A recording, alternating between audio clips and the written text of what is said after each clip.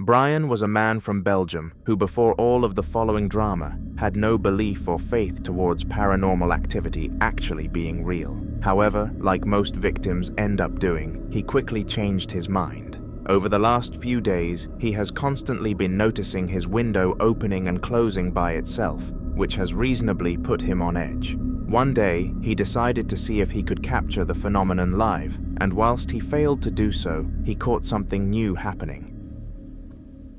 There are some weird noises coming from my window. The last few days my window's open by itself.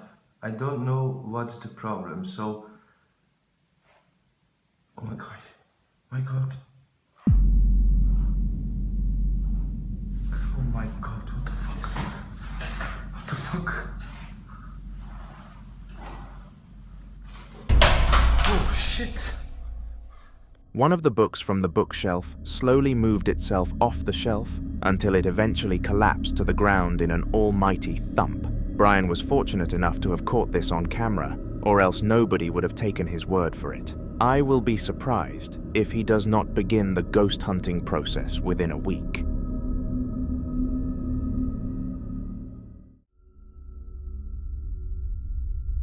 One important thing that everybody needs to take into account when their house is under a haunting is to only try to expel the spirit if you are a professional. Attempting to deter a ghost from your house and being underqualified could result in angering the ghost and causing it to become even more of a problem. And this was the case for the male in our next clip, Wire. Over a period of 2 months, Wire and his family had been victims of a haunting, and eventually he decided that he had had enough with the spirit. He was not going to allow it to torment him and his family for any longer, so took it upon himself to banish the poltergeist from the house, and this was what happened. Oh my god, you guys. So freaking... I just woke up, and there's freaking noises going on.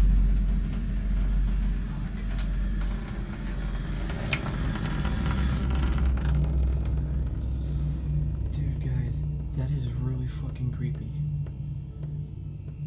If there's any spirits in here and you want to communicate with me, I hope you know that you are not allowed in my house. No spirits are allowed in my house. Immediately after commanding the ghost to leave, the paranormal activity rates spiked, and all kinds of items were launched to the ground. Things get worse when you realize that this was only the spirit's immediate reaction. After this short spike, Wire and his family would notice much higher activity rates than usual in the coming days, meaning that all he had done was frustrate it and cause it to have some sort of outburst. You should learn from Wire's mistakes and always call a ghost hunter or your local church for assistance in these scenarios, rather than take the task up for yourself.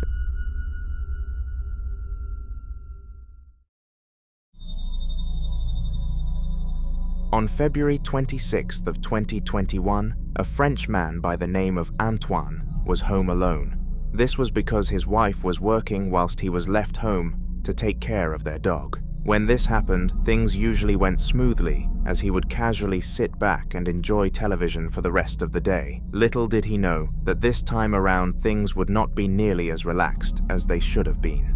10 minutes into being home alone, the clip that you are about to see took place, and Antoine claimed that it kept him from staying in the house with his own company for a long time. Il se passe encore des choses.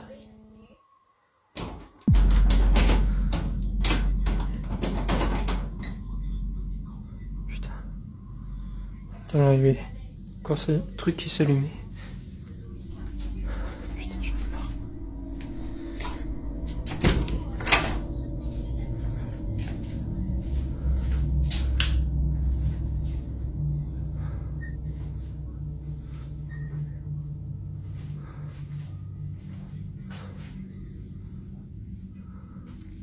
Y'a quelqu'un ici?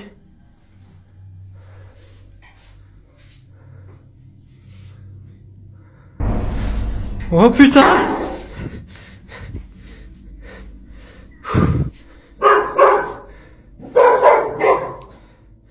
Qui est là? First of all, some noises started playing as if somebody else was in the house, and when Antoine went to investigate the scene to find the source, nothing was found. Something did happen though. The supposed spirit pushed the chair to the ground in a sudden shove, and Antoine knew that something was up, but he put it off. Just 2 days later, this would prove to have been the wrong decision though, because on February 28th of 2021, this happened. Donc bonsoir à tous, toujours ces phénomènes. Ça se concentre dans la cuisine apparemment, donc je vais essayer de garder mon calme et essayer de communiquer avec l'entité ou je ne sais quoi qui s'y trouve. Il n'y a pas de trucage, hein. Je préfère vous le dire parce qu'il y a beaucoup de sceptiques dans les commentaires. Donc bonsoir, est-ce qu'il y a quelqu'un ici ?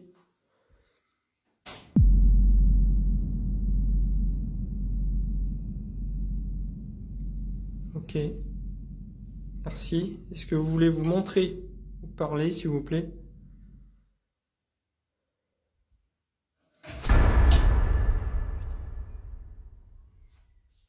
Ok. Je sais pas si faudrait parler ce genre d'esprit. Merci en tout cas. This time, both Antoine and his wife were home, but she was taking a shower. It was while she was doing this regular day-by-day activity that the spirit took its opportunity to strike her husband once again. All kinds of things happened in the kitchen, and once she exited the shower, he showcased the video evidence to her. They are now in the process of banishing the poltergeist, and we advise you to all wish them luck in the comments.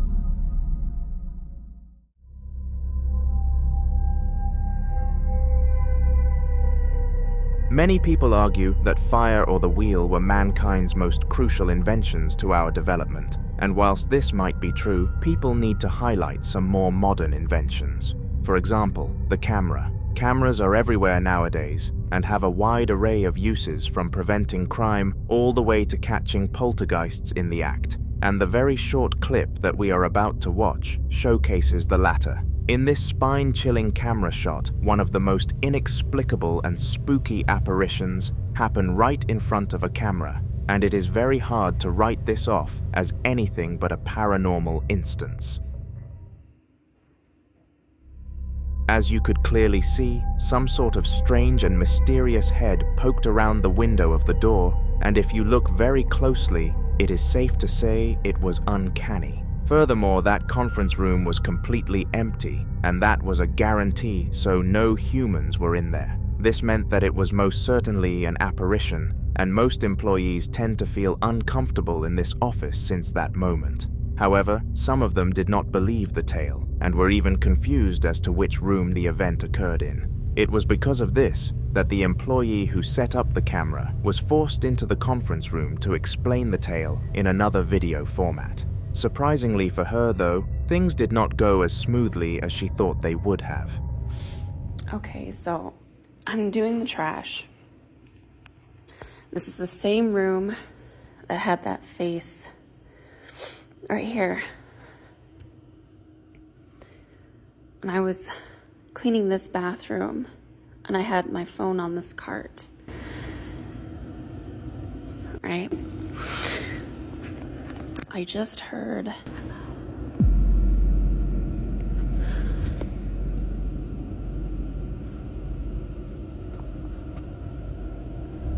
This looked like a normal room, and nothing like it was the aftermath of a haunting apparition. Despite its deceiving looks, though, it definitely packed a scare. The woman heard the word "hello" whispered down her ear and could not take it any longer. After freezing out of terror for a brief moment, she ended the recording and fled the room, never to enter it again with her manager's approval.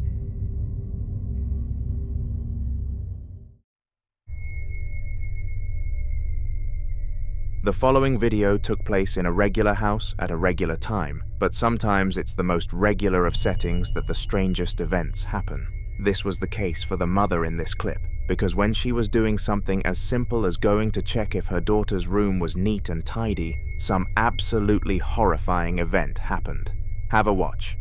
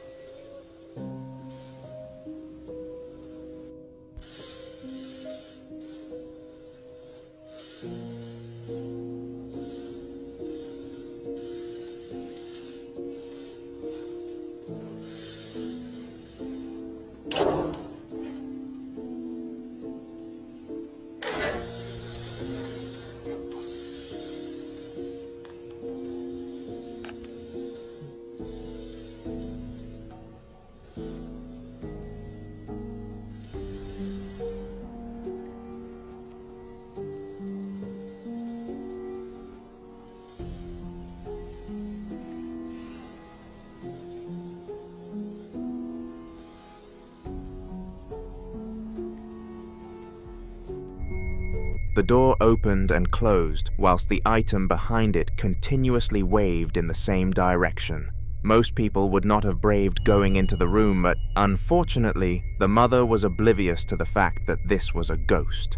She thought that her daughters were playing some form of silly trick on her and wanted to pretend to fall for it, but once she reached the room, she realized that this was not the case whatsoever.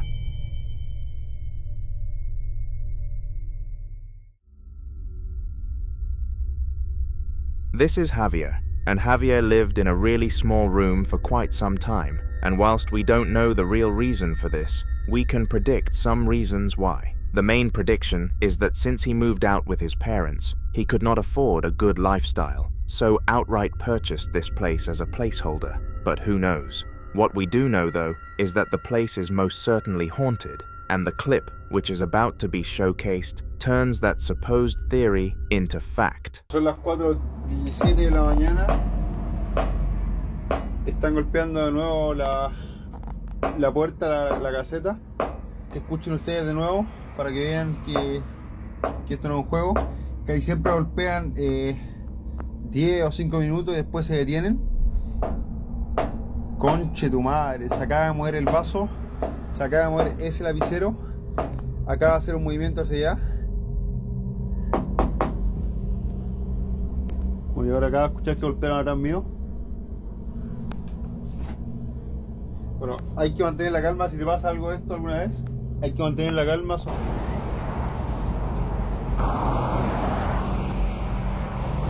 Salí acá afuera y miren cómo está. Dieron vuelta a la barrera. No sé qué mierda pasó. Escucho un golpe. Escucho ustedes mismos. Ahí estamos, vamos.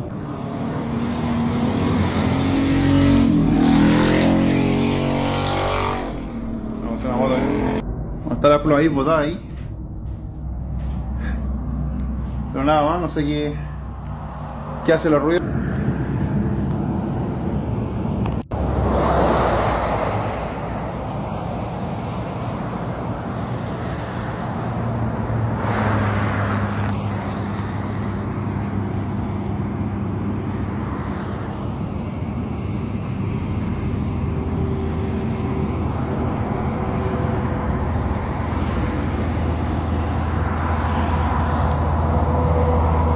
No he querido exponerme mucho a este tipo de energías.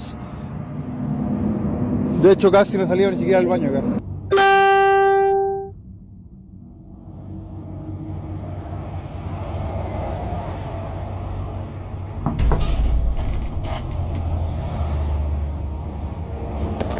Bueno, chicos, si alcanza a ver bien, temprano un choque fuertísimo. Vengo a ver acá cómo quedó, fíjense. Por esa parte donde está la barrera ahí, pasó un camión a otro lado, no sé si era un fallecido. Pasar algún par de veces una sombra negra, no sé si era hombre o mujer, humano o no humano, pero esto va a ser una sombra negra.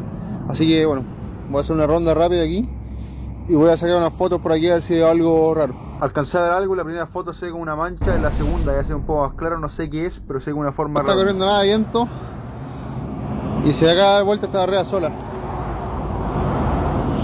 No anda nadie más.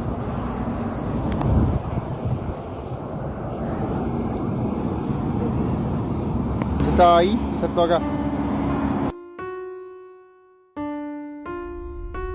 First of all, the small pot of what seemed to be crayons moved by itself, which, as you should be aware of, is not a scenario which should be happening.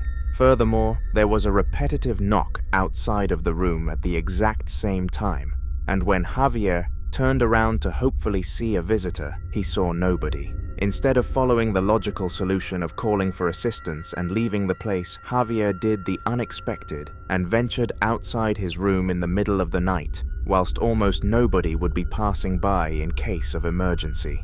Did this turn out to be as silly of an idea as it was on paper? Well, I will let you answer that one for yourself. Escucha claramente adentro el sonido, el ladrido. Como pueden ver aquí no hay nadie, el refri no hay nada dentro del cubo. Miren, salgo de la cocina, cierro la puerta Escuchen.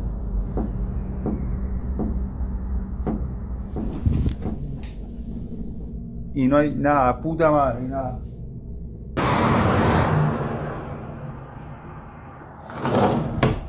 Whenever Javier left the room, he heard banging coming from inside, and whenever he went inside, it came to a halt. It was evident that nothing else was in the room, so this should have been impossible. But when ghosts come into play, nothing is impossible. As well as this, there is a slight crack in the door as he leaves it open, and what looks like an apparition could be seen hiding within it.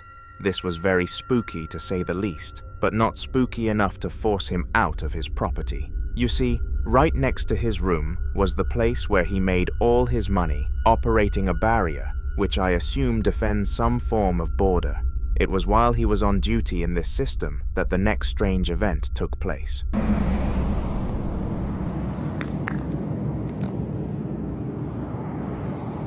Espiar la caseta es bastante común. Puede haber sido cualquier persona, al que va pasando o qué sé yo. Están golpeando. No esperé nada, 20 minutos.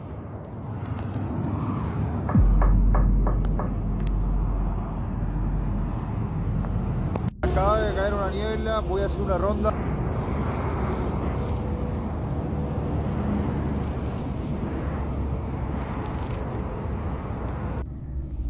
Ahora logro 3 de la mañana y se ve como una silueta de un hombre parada allá. Está muy lejos, eso no sé tan bien. Voy a dar todo el zoom para que vean ahí.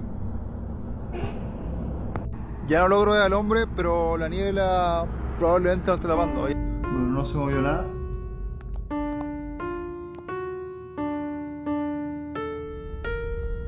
This time the banging happened there instead, and some sort of figure could be seen across the road. Hopefully this was just a human standing by and wondering what to do with themselves, but something in the back of my mind tells me that only a spirit would be psycho enough to stand there doing nothing like that. Clayton was in his home minding his own business when some strange noises forced him to step out of his way to solve things. It was roughly 2 p.m. in the afternoon when this happened, and Clayton explained after the incident that when the incident happened, a feeling of chills traveled through him like an electric shock. This is common for spiritual encounters, so take a look.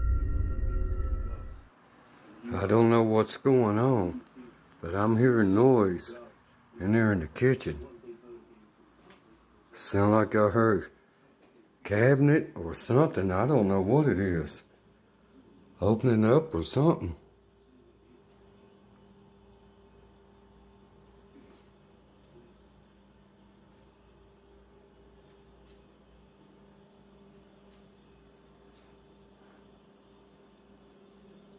If there's a spirit here,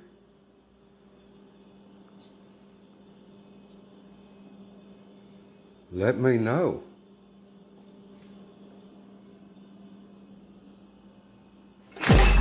Oh, shit! Somehow, an array of items started to move on the kitchen counter, and it was very clear that no visible presence was toying with them. This, paired with the fact that Clayton suddenly felt cold, confirmed that a spirit had been in the house that day. Fortunately, Clayton has not encountered anything since leading him to believe this was a one-time experience, but if something does happen, he will inform us, and I'll put it on the channel. The following video took place in a little girl's bedroom, and her parents had recently set up a security camera in there. You see, they were convinced that something was not right about their house, so in order to try and decipher what was wrong, they deployed CCTV all around the building. For a good few weeks, this method did nothing for them, and they were seriously considering moving due to experiencing an unsolvable problem. However, just as they were driving around searching for local houses that they could invest in, the father of the house received a notification from their daughter's room. In fear, he checked, and this is what he found.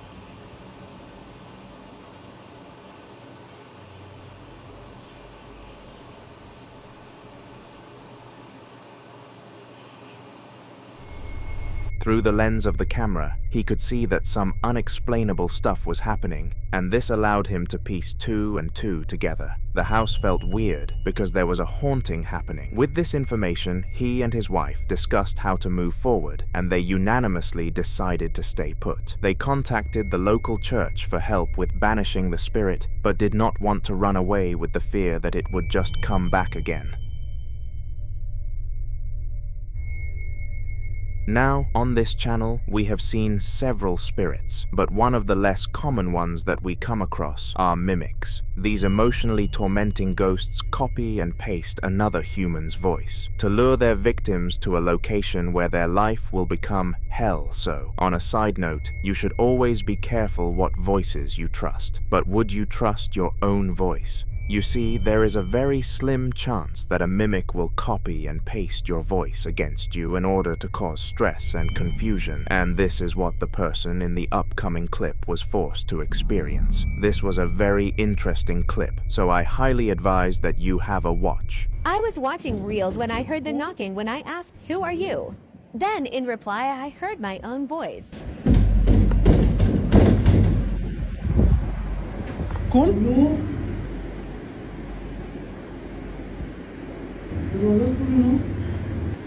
Hey, go on.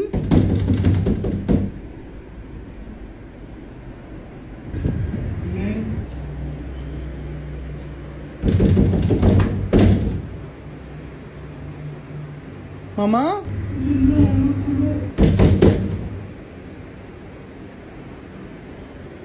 Run, Joe.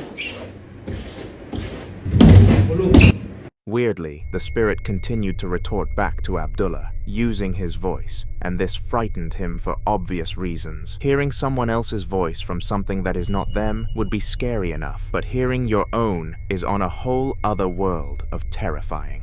Eventually, the craziness came to a halt, and Abdullah was finally able to get some rest. Regardless of this good night's sleep though, the mimic would not go so easy on him next time, and he needed some preparation to cope with it. Not that he received any. I was about to sleep and then this happened again. Ruhan?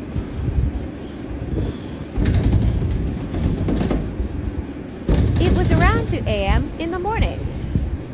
Ruhan? That is my voice. If you don't know what is going on, so see my previous videos.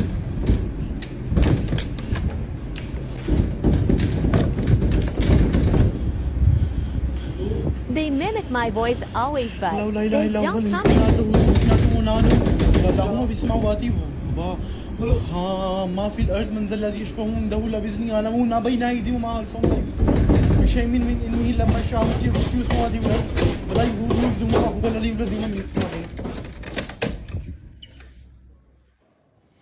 This time around, the spirit was much more aggressive and emitted banging noises onto the door as if it was physically trying to break in. In reality, its only goal was to strike fear into Abdullah, and it is safe to say that in this moment it was experiencing success. Once the spirit finished its second night of tormenting Abdullah, he decided that enough was enough and made a strong vow to himself. He vowed that if the mimic came to his door one more time, then he would open it to truly confirm that it was not someone else playing tricks. He hoped that it was his brother or someone along those lines so that he knew he was safe, but he did not get what he wanted whatsoever. So this happened again. मुझे पता है बात वही से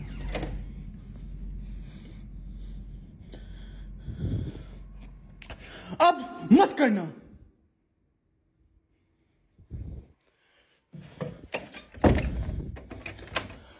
To his dismay, nobody was standing on the other side, and he was forced into a wave of acceptance. He knew that what he was experiencing was a haunting, but what he did not know was the second steps. In case he watches this video, make sure to comment some ideas for him.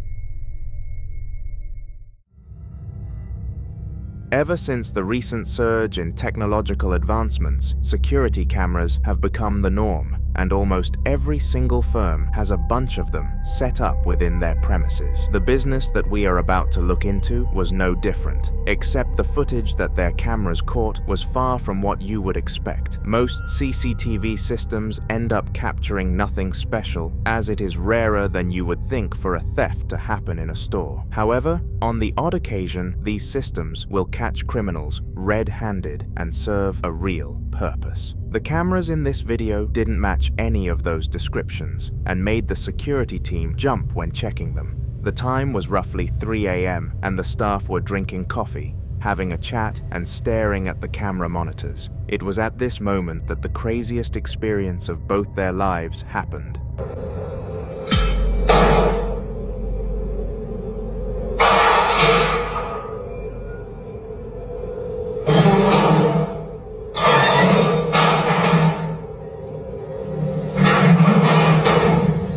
All the items in the room started to go bizarre, as if a monkey had been let loose in a room full of bananas. Everything in the corridor was caught dropping and sliding, and the guards were not brave enough to go and face whatever the cause was. Not that any of us would be. The mystery of what caused such an odd event remains unsolved, despite many internet theorists giving it their best attempt. Feel free to have some thoughts for yourself, but there is no logical answer that you can come up with. Abdul was not the type for adventures. He would spend most of his days working his 9 to 5 before coming home and getting some rest. But for once, this routine was about to change. It was 12 past midnight and Abdul had followed the usual drill. Come home, eat dinner, and get some rest. You can't really go wrong with a plan like that. He had gotten to sleep pretty quickly compared to usual, and was in a deep slumber by 11 p.m. Little did he know that his slumber would be stopped just an hour later, and he was forced to investigate the banging noises that woke him up. Assalamu alaikum warahmatullahi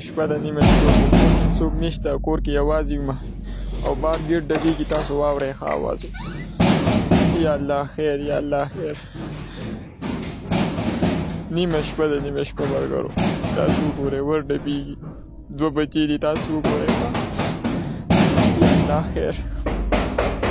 قل أعوذ برب الناس ملك الناس إله الناس من شر الوسواس الخناس الذي يوسوس في صدور الناس من الجنة والناس. يا الله خير يا الله خير سوكي لك سوكي يا الله خير. بسم الله الله أكبر بسم الله الله أكبر لا إله إلا الله محمد رسول الله. سوكي لك وګوره مرګوري سوکم نشته.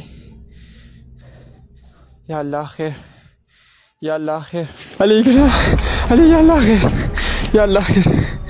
As if the repetitive banging was not spooky enough, a figure in the same of a grim reaper blocked the camera for the ending part of the clip. The strange thing is that Abdul did not see this outline in real life, and only noticed its presence after glancing at his phone screen. Immediately after noticing that it was there, Abdul sprinted away from the scene, but it was not enough to make him quit completely. This was his property after all, and he knew that he needed to show the poltergeist that this was the case. So he did. He strolled around the garden like a boss, and eventually came across the room of which he did not enter much. For some reason, he felt the urge to open the door and see its contents another time, so he did, only to be ambushed by instant regret. Garo abal oras periano bedi jura ki samal jod kade ho.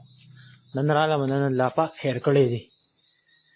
Auzu billahi minash shaitanir rajim. Bismillahir rahmanir rahim. La ilaha illallah Muhammadur Rasulullah. Margaro pakite ugore. La ilaha illallah Muhammadur Rasulullah. La ilaha illallah.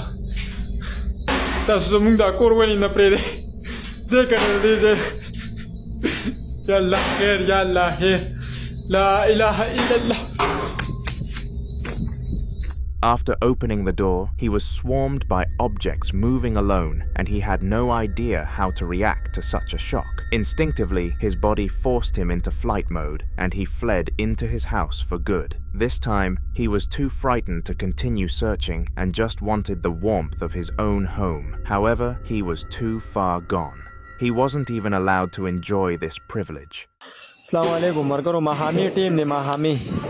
او د جمعې شپه ده ها د د جمعې شپه ده په کمره کې راله سم الله غستې تاسو ګورئ ښه یا الله خیر یا الله خیر استغفر الله الله اکبر قل اعوذ برب الناس ملك الناس اله الناس من شر الوسواس الخناس الذي يوسوس في صدور الناس من الجنة والناس یا الله خیر یا الله خیر یا الله خیر یا الله خیر یا الله خیر مرګرو ګورئ ښه تاسو ورته وګورئ بسم الله دا ګورئ کمرې راله غونډه راورانه کړې تاسو وګورئ ښه الله خیر یا الله خیر یا الله خیر استغفر الله الله اکبر الله اکبر یا الله خیر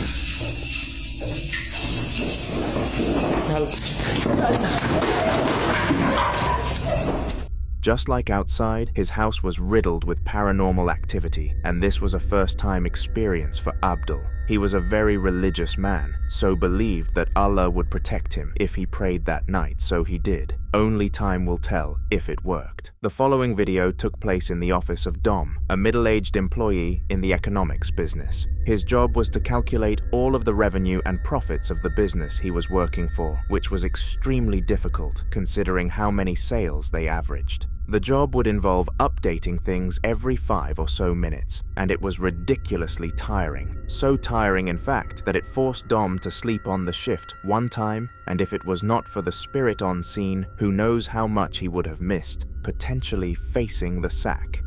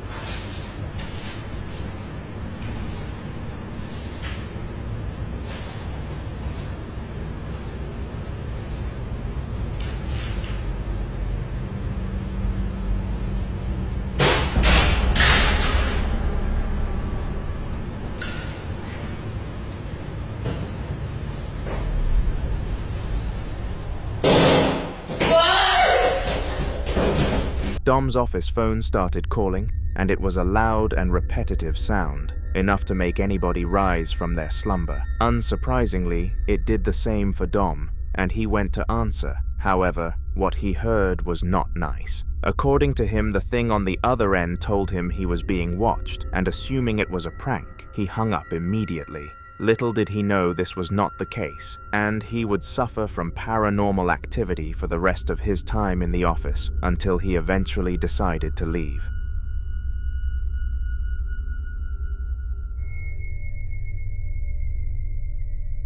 Abdul was a painter, and a very good one to say the least. He was one of the most popular people in town for paint jobs, and it was no wonder he made a living off it. In several interviews for his local newspaper regarding his quick jump to success, Abdul explained how painting was a relaxation method for him, and he was essentially being paid to be in his element, which was perfect. I guarantee you he would not have made this statement if he knew of the severe drama that was about to occur on one of his missions, and it was insane to say the least. Take a look.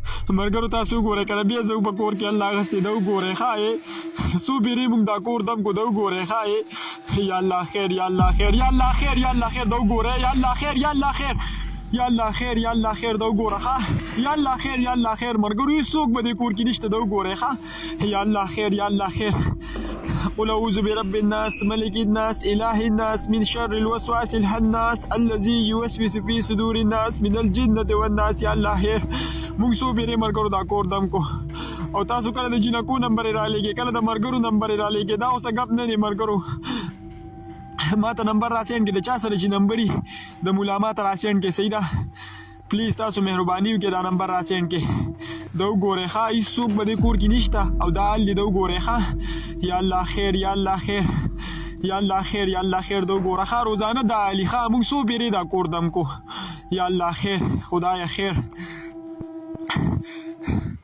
یا الله خیر. In the front porch of the house which Abdul was doing his work at, all sorts of mysterious activity started to happen, and it was very obvious that these things were caused by some form of paranormal entity. After witnessing such a bizarre series of events unfold, Abdul informed the house owners of what happened and refused to come back to this property ever again. They called him lazy and tried to file a lawsuit, but due to the evidence that Abdul was able to obtain, they failed, and he was happy to continue his business elsewhere.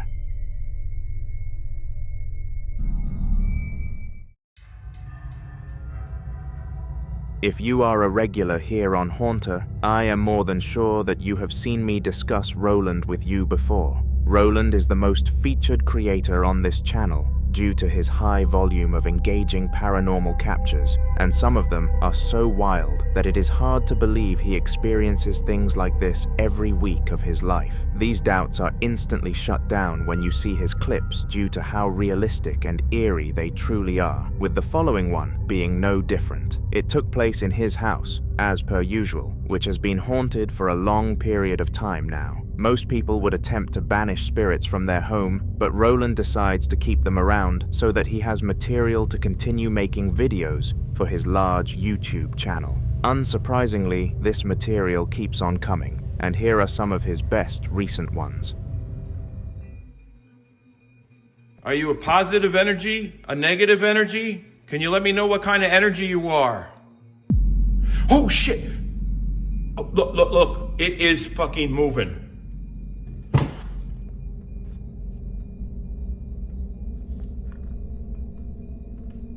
What the fuck? This is the boot.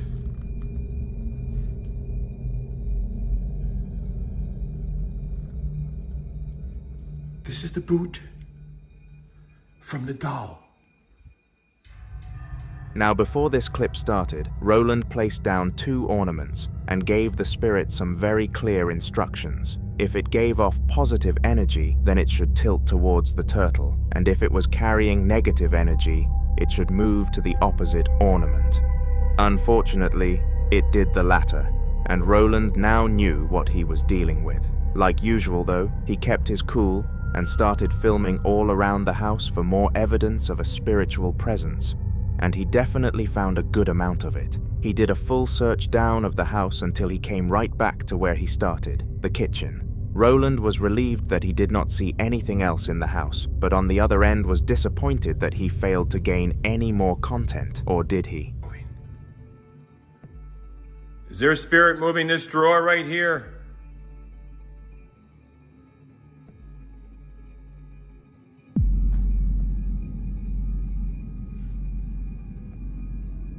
Right. That boot is now gone. Just disappeared. If there's a spirit in here, let me know where the boot is. Once he revisited the kitchen, he was swarmed with a cold feeling again, and due to his experience in the field, he knew why this feeling had come about. Calmly, Roland beckoned the spirit to move the drawer and then started filming, only to catch it opening on its own accord. We will continue to showcase Roland's hauntings on the channel, to make sure to subscribe in order to not miss it.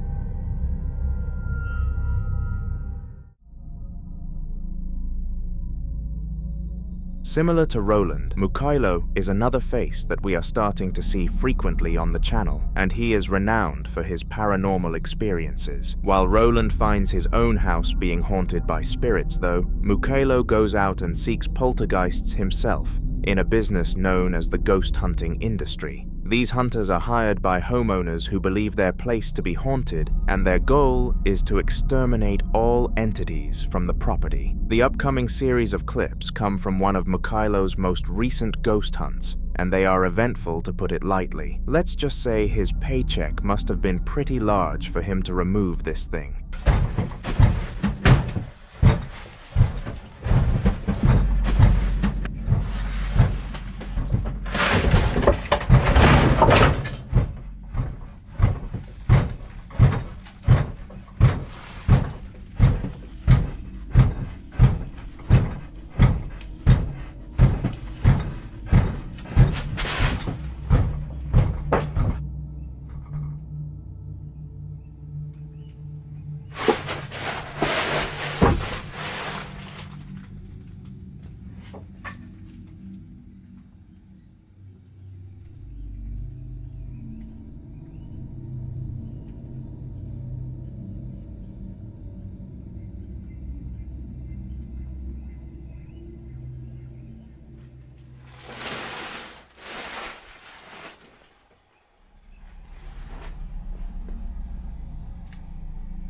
For some reason, all sorts of crazy movements happened in this room, with the harshest one causing the entire cabinet to collapse. However, that is the least of my concerns. What made this clip more disturbing than other paranormal sightings was the fact that several objects were moving at once. This meant that there must have been several ghosts in the room, because even poltergeists don't have the power of telekinesis. After capturing this and placing it into his evidence file, Muko took the rest of the day to analyze it, but swore to be back for more. Stay tuned for future videos where his story will continue.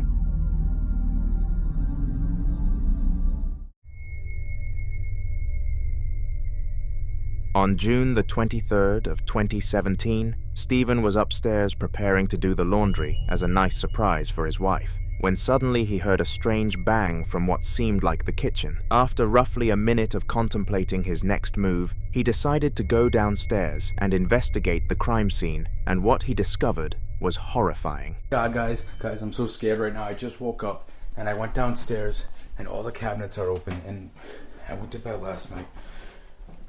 These cabinets, they were closed, and I really think this poltergeist or spirit is really out to get me. But look, these cabinets, they were all closed last night when I went to bed, and I woke up, this is how they are. I'm really, really scared right now. Just want to shut all these.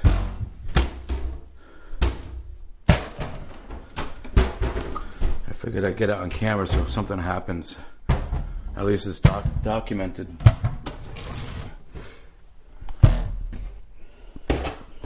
Alright. I think I'm just gonna go downstairs and chill out and edit for a little while. Oh shit! Oh fuck!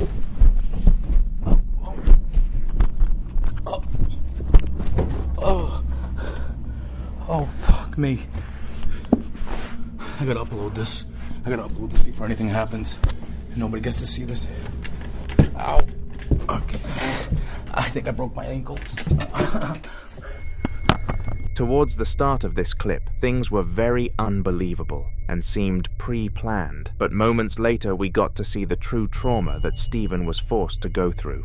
All sorts of silverware and glasses started to fall from the shelves, which had been closed for a second time, almost confirming that Stephen was not staging the entire thing. In response to this, he informed his parents and they allowed him to stay with them at their house for a few weeks until he felt safe to enter again. This is the last update that we have received.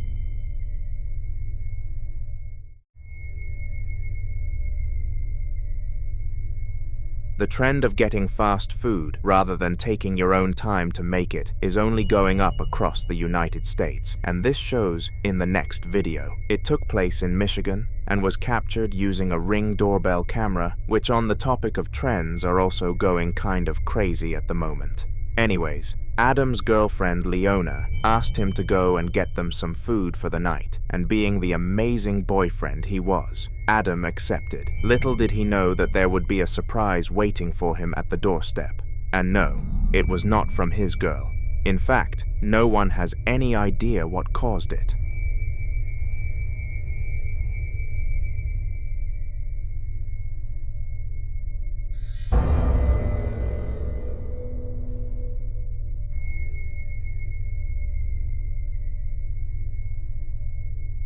Now at first watch, I struggled to notice what actually went on in this clip, but after some investigating, I realized that some form of cloud figure glided past Adam while he was waiting for Leona to come and open the secondary door for him. To make things much creepier, Leona explained that she did not see anything but the camera, and Adam did. Was this just some visual wind from a certain angle, which would be very unlikely, or a real sighting of a poltergeist? Let me know in the comments.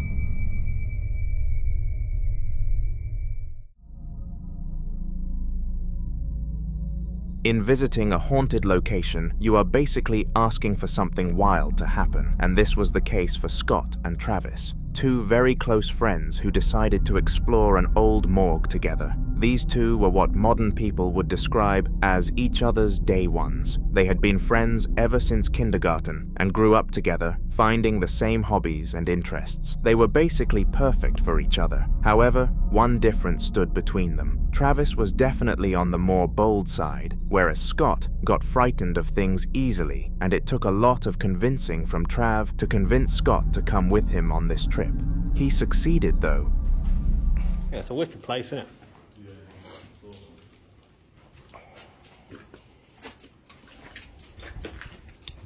Well, the nuke perfect one. Yeah, I know. I was going to read up more about it and put it in the caption. Want to climb through it? Yeah, of course. Sick there,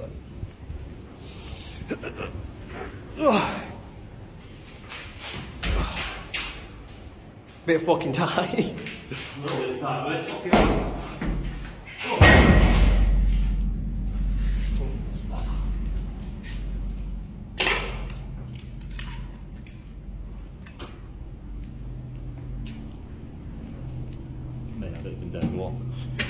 Fuck me, I need fellow. Mate, I hope that was just the fucking wind. What the fuck? Travis was the one who could be seen climbing through the hole, and whenever he was near Scott, nothing seemed to happen. Whenever he left Scott's presence, though, all sorts of stuff started to kick off, almost as if the spirit could sense that Scott was the weakest link. Since when did these poltergeists get so much power?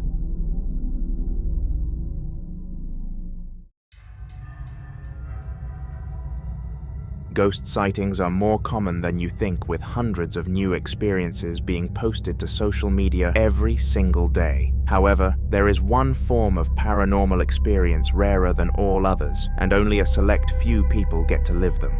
I don't know whether you would call seeing a spirit in this form very lucky or extraordinarily unfortunate, but I'll let you decide after watching the clip. Bastante grafiteada. Si se pueden ver todas nuestras exploraciones de Punk Rock TV. Mira, acá hay un cuartito. No hay nada. Hay están así, digamos, están todas grafitis, pequeños grafitis. Hay un pequeño cuarto, la ventana. Aquí hay una botella. A tomar aquí, aparte venía a grafitear, más que nada es por el vándalo que vienen aquí. Y aquí están las pequeñas botellas que nos agarró la lluvia. Ahí está el agua. Entonces está chispeando afuera. Y ahorita gracias a nuestra amiga Chelly vinimos a estas casas porque no las conocíamos. Ella sabe la ubicación. Y ahora sí que están bastante impresionantes, digo, las locaciones que tenemos nosotros. Pero nunca había como una casa así, la neta. Así que, pues, que... Cállate. Güey, no mames. Güey, verga, se escuchan niños allá afuera. Ya vámonos. Aguanta. No mames. No quiero ni subir.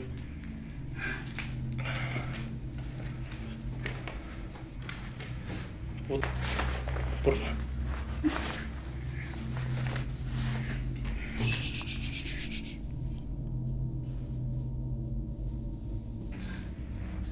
Mami, verga, vas a aquí en el puto bosque en una casa abandonada, niños. Buenas noches. Habitación, güey. ¿Qué más? Buenas noches. No mames. Chica tu madre. Uy, vamos.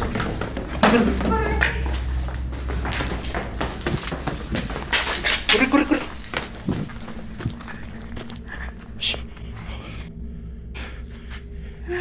Aguanta.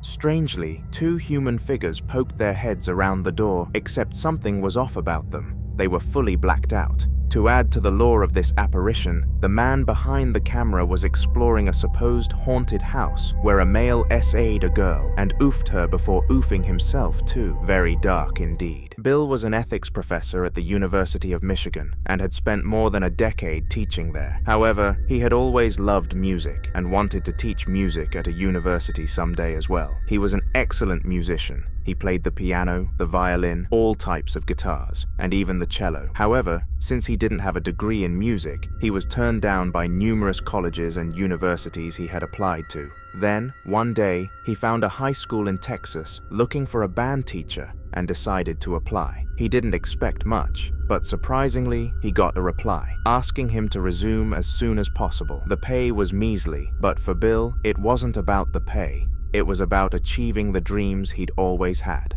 Within a week, he was in Texas and had found an apartment that he loved. However, that was when things started getting weird.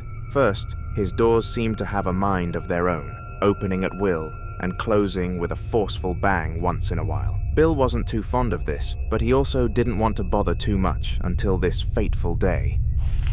Okay, everyone. This house is kind of freaking me out.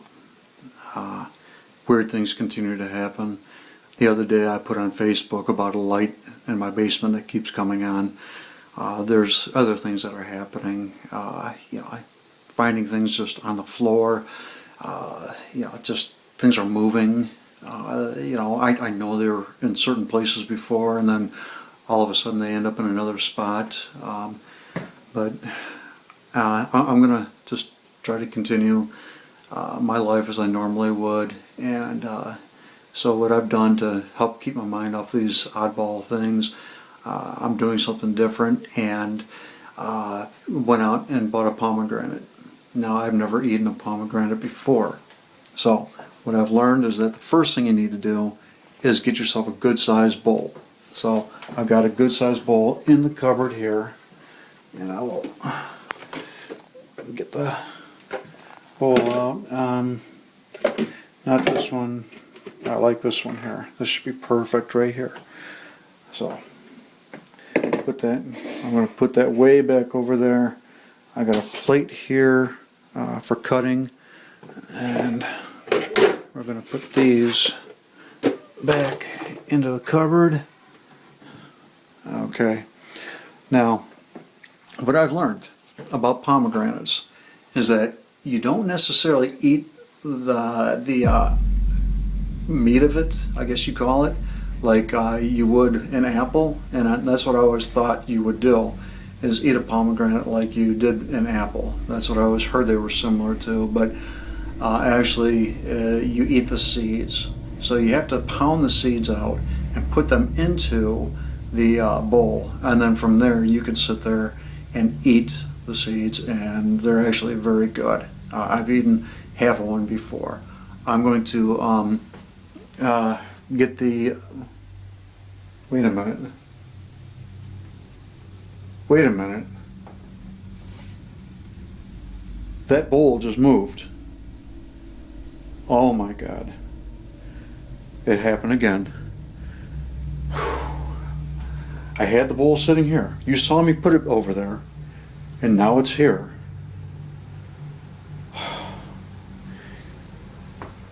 There are some weird things happening around here. He had decided to make a video to send to his wife and kids, but ended up noticing paranormal activity with the plate he wanted to use to serve his pomegranates. That was when a thought came to mind. He'd set up cameras around the house to pick up any strange activity. It seemed like he was doing too much, but soon his thoughts were proven right.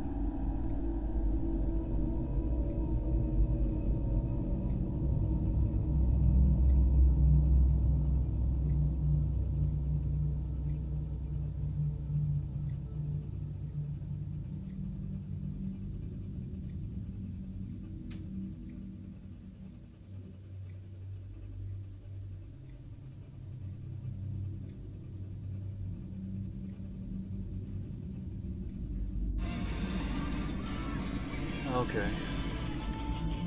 I'm arriving home here after doing some running around.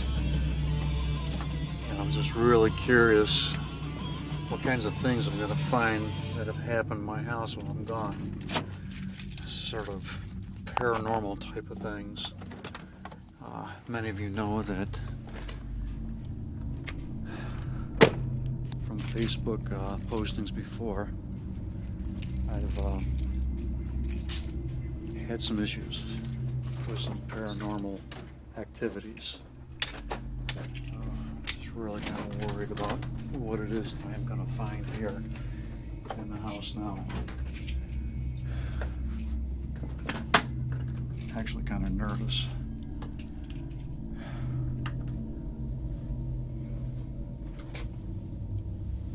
Well, so far everything's looking kind of normal. I do kind of smell something though. That's kind of different. Something's kind of spoiled.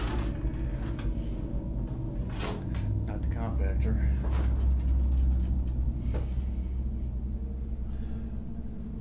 Not the refrigerator.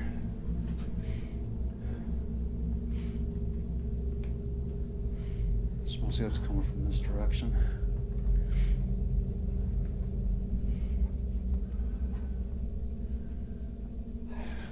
Don't like this door. Hang on, get some light here.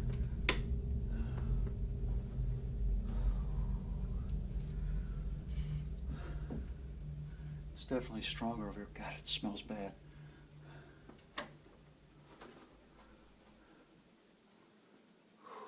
Okay.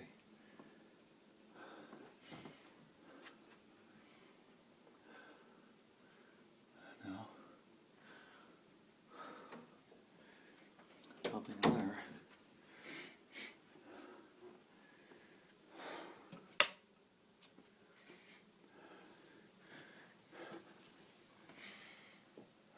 It's cold up here too. Definitely smells like, oh God, it's bad. It smells like death itself. Holy cow. Very putrid, like decayed type of smell. Oh, it's horrible. Oh, this is bad. No, not in that room. Oh, whew. No, it's not coming from this room. No. Yeah, it definitely smells like it's coming from the bathroom here.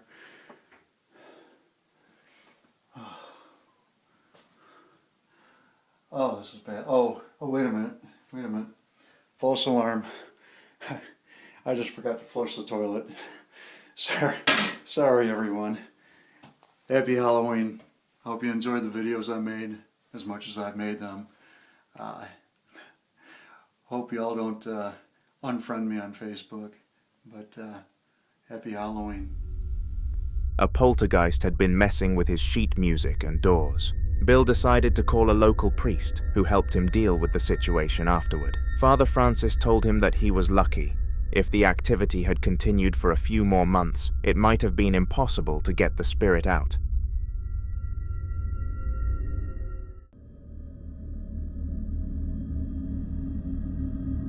Charles was a ranch hand at an outback ranch in New Mexico. He loved his job and the lifestyle it provided. It was easy for him to get everything he wanted at the local market, return home, and enjoy the night alone after a hard day's work. He loved riding horses, and he was even learning to ride a bull. But there was one thing Charles was starting to fall in love with more: the bass guitar. He had bought an electric one and was slowly learning to play at home during his spare time. It was during one of those sessions that something extremely strange happened.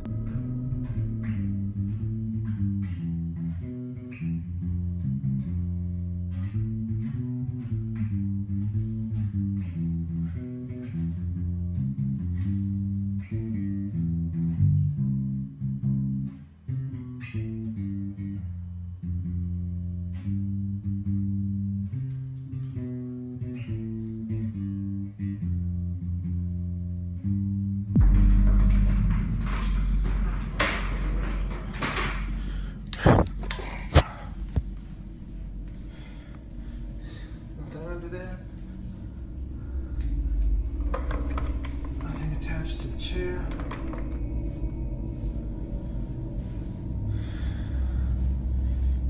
Door shut. No one else in here but me.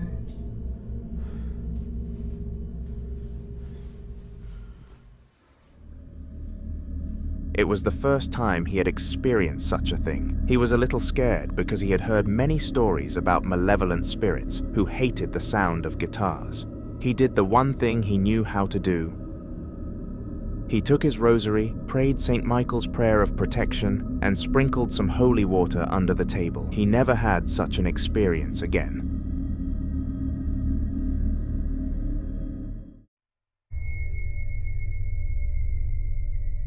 On November the 1st of 2019, a family of 5 were all at rest, enjoying their night. Due to the eldest brother having one of his friends over for a sleepover, the youngest was told to sleep on the couch downstairs, and he did not complain, considering he would be able to watch the television late at night without being caught. Of course, it got to a point where he became too tired, and the child started to doze off. However, something in the corridor stopped him from doing this.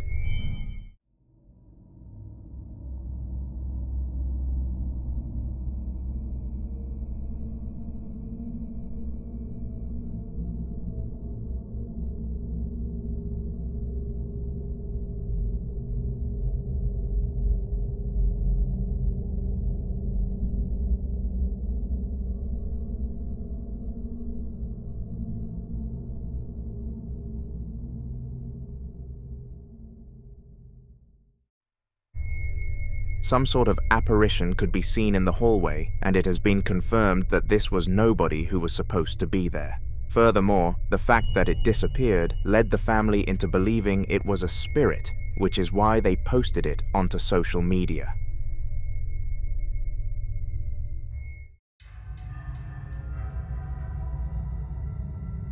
Sahill was the star player on his high school basketball team. He was so good that he earned the nickname Steph Curry, thanks to his exceptional three-point shots, as well as his love for chicken curry. His school team was in the state championship, and they were sure they were going to win this year. They had trained through the summer break and had a great chance of winning. In fact, they had won all the friendlies they played by wide margins, and everyone was confident they'd win. However, a few weeks before the start of the games, something horrible happened. Sahill got into a car accident and was unconscious for 2 whole days. The doctor said it was a mini coma, and after some treatment, he seemed fine. But in reality, he wasn't. Sahill's game was off, and he wasn't as sharp as he used to be. However, there was something else that was strange. Sahill had started to see. He began seeing things that seemed out of the ordinary, and they just kept getting more and more real. One time, after late-night practice, Sahill was making a video on his phone and then noticed this.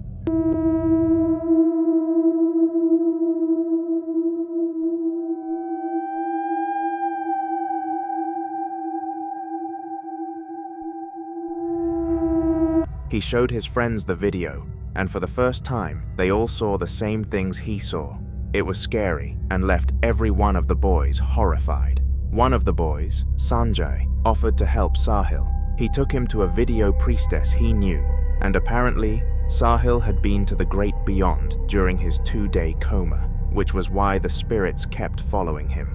After a long and tedious ritual, Sahill entered another coma for 3 days. Guess what? He actually got better this time. He was back in top form and played remarkably well in the tournament, helping his school win the state championship.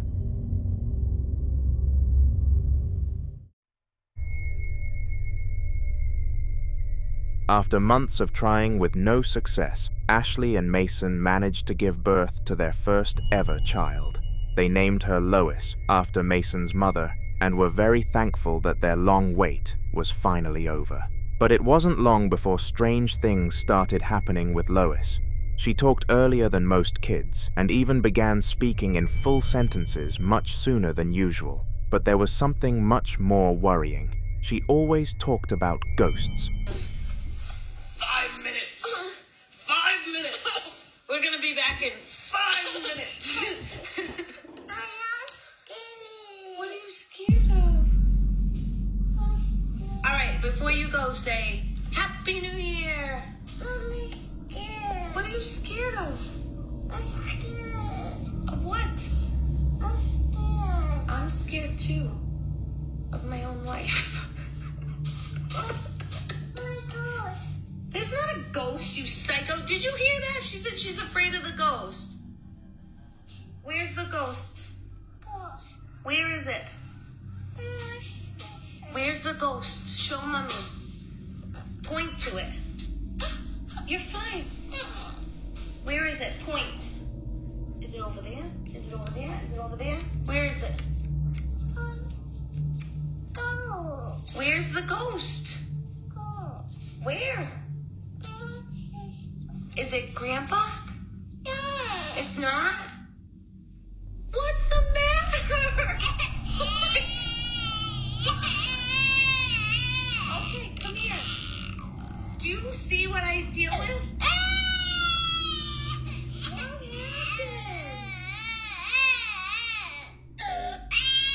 happened? See?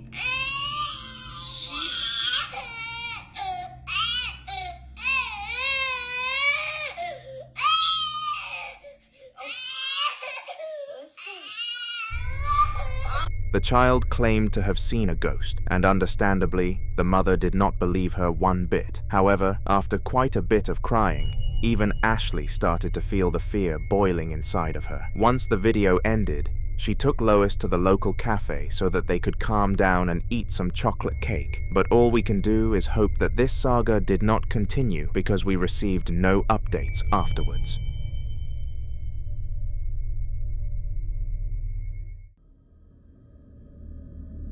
Cody was a collector with a few years of experience gathering Native American artifacts, from dolls to paintings to headwear and everything in between. It wasn't extremely lucrative, but it was enough to put food on the table and give him enough time to even have a farm. Cody lived in Wyoming, in a suburban home in Cheyenne, a small apartment that he shared with his dog. On a sunny Tuesday afternoon, Cody decided to visit one of his friends, Sam. Sam lived at the edge of the city and was in the same line of business as Cody. The two had some drinks and sat on the porch, talking about their favorite topic, Native American history. Later, Sam said he was leaving the artifact business to take a job teaching Native American history at a European university. He asked Cody to take care of his stuff until he returned.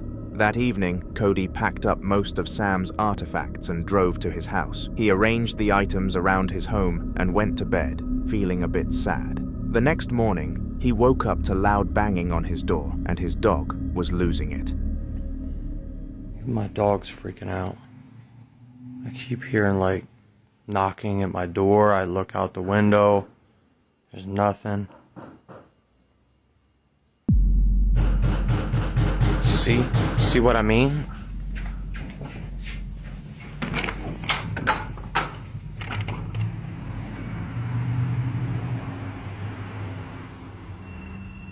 Stay in here, buddy.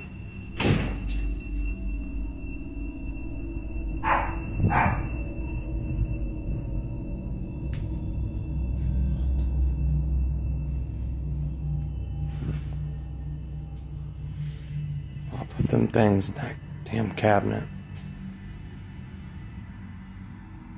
What the fuck was that?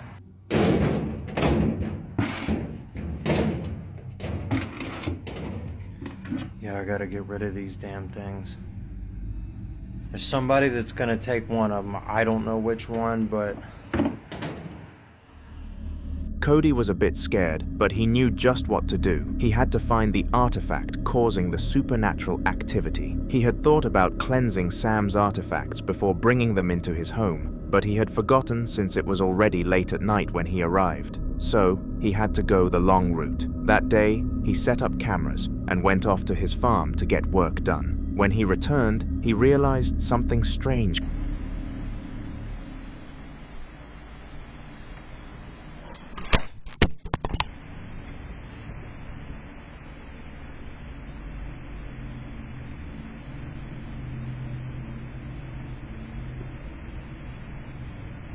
What was that?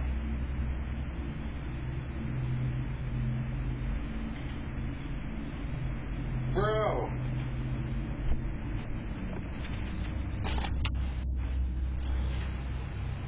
The whole camera just flew off the shelf.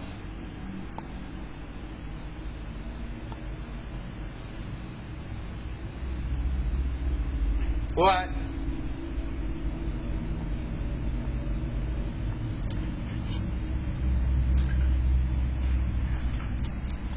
Okay.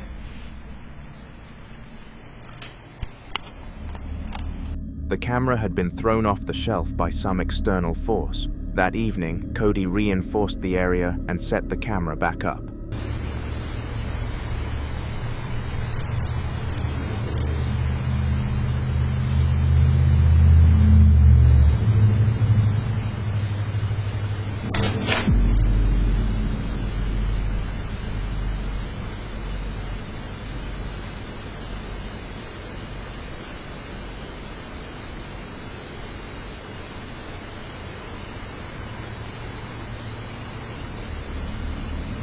He caught some strange activity but couldn't quite make sense of it. He went to the living room, where another camera had been set up, to get some reading done so he could perform the cleansing himself.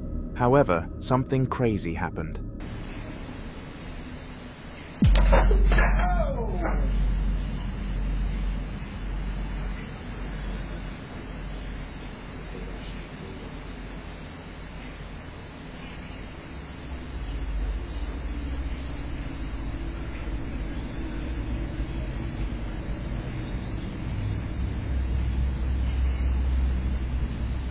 Gotta look how this captured. Here's the back of the picture. That's not broke. It wasn't fixed or anything like that either. And look, The nail is still in the wall.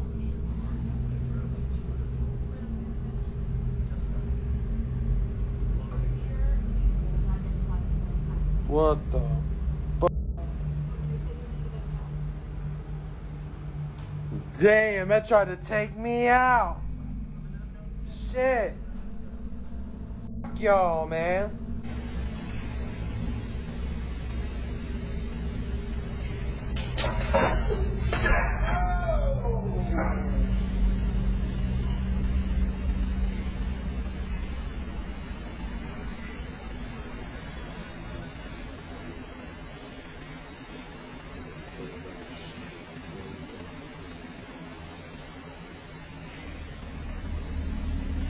Right in the middle of reading, a painting on his wall almost took his head off.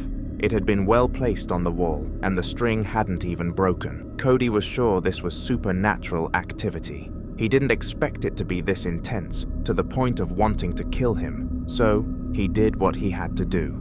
He ran. He packed up his stuff and slept in a motel that night. The very next day, he called a local priest known for dealing with such things and returned to his house with him. Father Nathan was able to find the particular item causing all the havoc. It was a cursed doll about the size of a mobile phone. Father Nathan got rid of it, and Cody got his life back together again.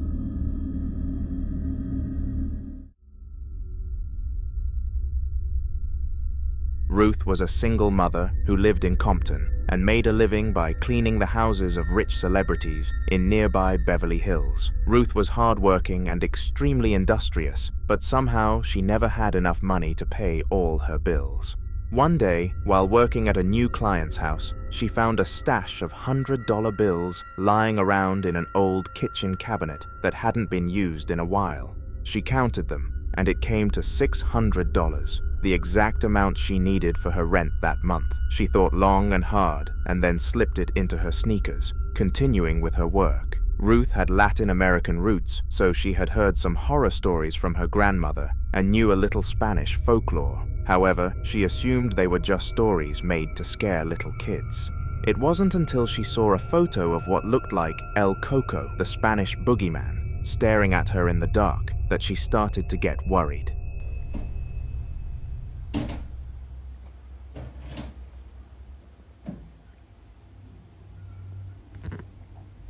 Fuck, det sådan her.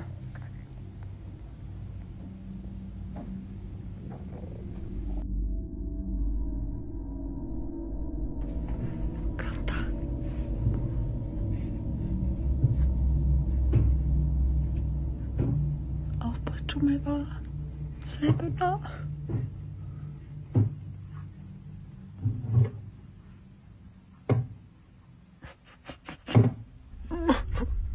This was followed by banging noises and weird sounds in her room that continued for a while. She knew what she had done, and she also knew what to do to get rid of El Coco. The very next day, Ruth took the money and returned it to her client, explaining what had happened. Luckily for her, Miss Janice was more than happy to part with the $600, knowing that Ruth would actually use it for her rent. In the end, the strange noises stopped, and Ruth was able to live in peace again. Martin, a cybersecurity specialist, had lost his job due to the numerous layoffs from the COVID-19 tech breakdown. For 2 years, he had been looking for a full-time job that would help him provide for his family. He had taken a few part-time gigs here and there to help him stay afloat, but he was barely surviving. With a pregnant wife and a 2-year-old to take care of, there was no way he could keep up with just gigs. One random Sunday afternoon, he decided to hack into a company he knew that handled the mail for most of the states in his region. It wasn't a big company, but he had a plan: hack the company and ask for a job. It worked. They realized they needed better cybersecurity infrastructure to keep their customers safe. They asked him to come over to their headquarters a few miles away. That meant one thing: Martin needed to sell his house. He put it up on an auction website, as he didn't want the hassle that real estate agents brought with them. The next day, he was on a video call with a prospective buyer when this happened. Angelika, co robisz?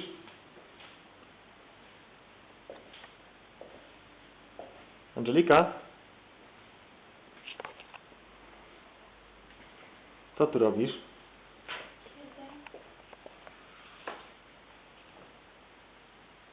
Co robisz?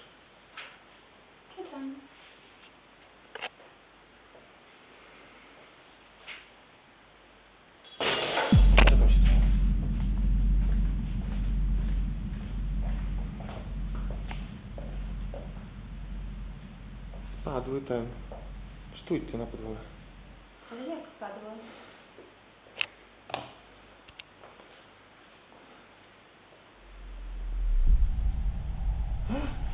Widziałaś to?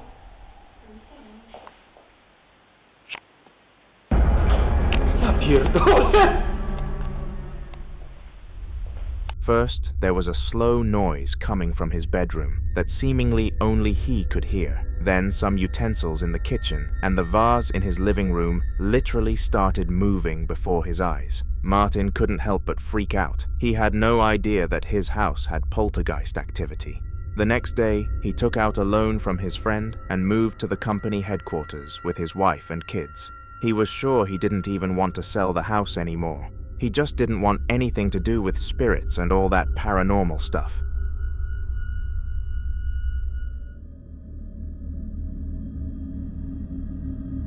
Alexis had just moved into a new apartment in a new city. He had moved away from his wife and kids after losing everything he had built to her in a divorce case. He knew he would lose. He had cheated on Kira numerous times and wasn't surprised when the judge gave his verdict. However, that wasn't his major problem right now. Something else was, he had a poltergeist problem in his home and needed to solve it as soon as possible.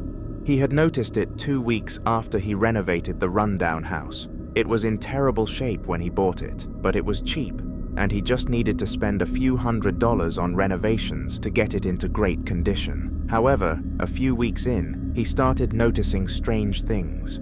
First, it was the flickering lights, then random banging on doors at night, and eventually, a total thrashing of his house at some point. He searched online and found a world-renowned exorcist who promised to get rid of all sorts of paranormal activity. All Alexis had to do was upload a video of the activity and send it to the exorcist for analysis.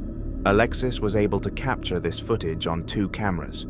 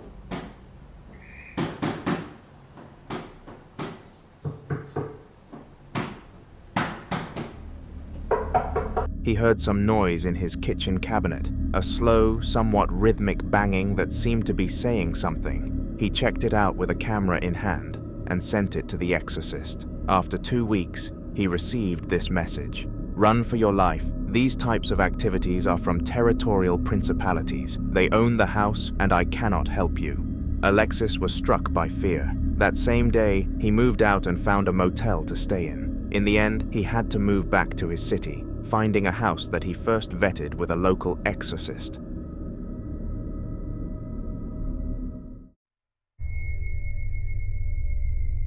Julian was what most people would call a digital nomad. He had a 6-figure paying job and could work from anywhere in the world, so he decided to travel while working. After 2 months of staying in Bali, he decided it was time to move again. He wasn't sure where he was going, but he was certain he'd try a smaller city this time because the big cities always seemed crowded.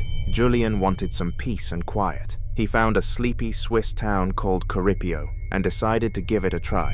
When he got there, the town was exactly what he wanted, quiet. Julian worked from his Airbnb for a few days, but one day he decided to try out a cafe he had seen around. It was quiet and empty. There was no one in the cafe, absolutely no one, not even an attendant. Julian decided to dust off a chair and table and sat there.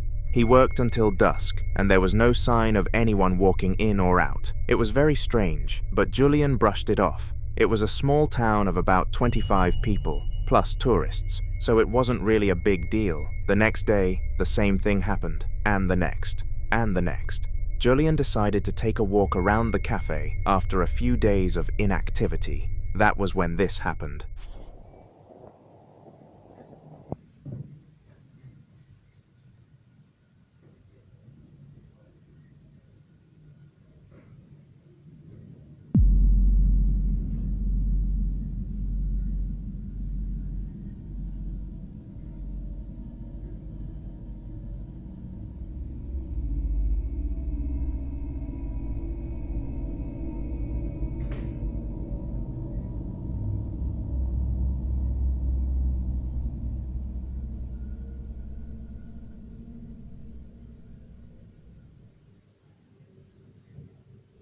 He literally saw one of the chairs on the balcony move on its own.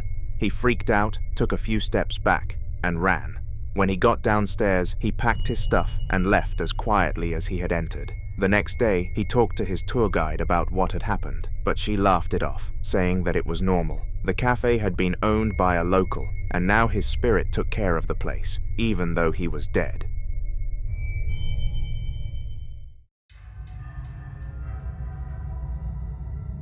Roland with me is a well-known YouTuber and a paranormal investigator. He lives in Texas and had a few other apartments across the country. However, one day he found something odd in his trash can, an old, freaky doll. At first, Roland thought it was one of his paranormal friends trying to play a trick on him, so he just took the trash out as usual and threw the doll with it. A week later, just when his trash needed to be taken out again, he found the same doll sitting atop his trash. This time, Roland decided to be smart about it. He got some spray paint, marked the foot of the doll, and threw the trash away like nothing happened. A week later, he found the doll again. He checked its foot without touching it and saw the small pink stain from the spray paint. Roland almost freaked out, but he knew what to do. He was going to interrogate the doll. On right here, look at this. That doll was just moving. That was legit moving. As soon as I started this app. Are you here near this doll? Are you attached to this doll, making things move in this house and outside? It said yes. How come you keep moving around? Shit. It's moving. Holy shit. Oh my gosh. All right. Are you done? Are you making this doll move? The doll is moving right now. Okay. All right, this doll is legit moving. Did you destroy my table? Shit. That is still moving. You're moving the doll right now, right? Do you want to go to Pennsylvania?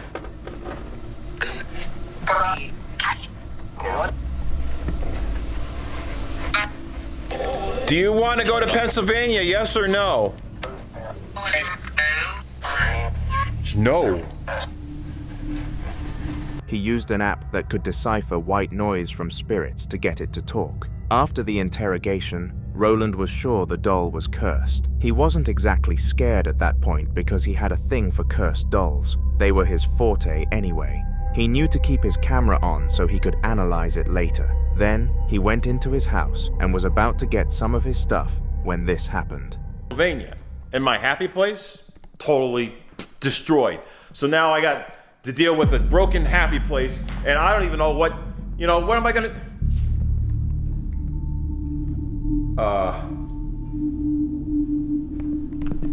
That just went from there to here.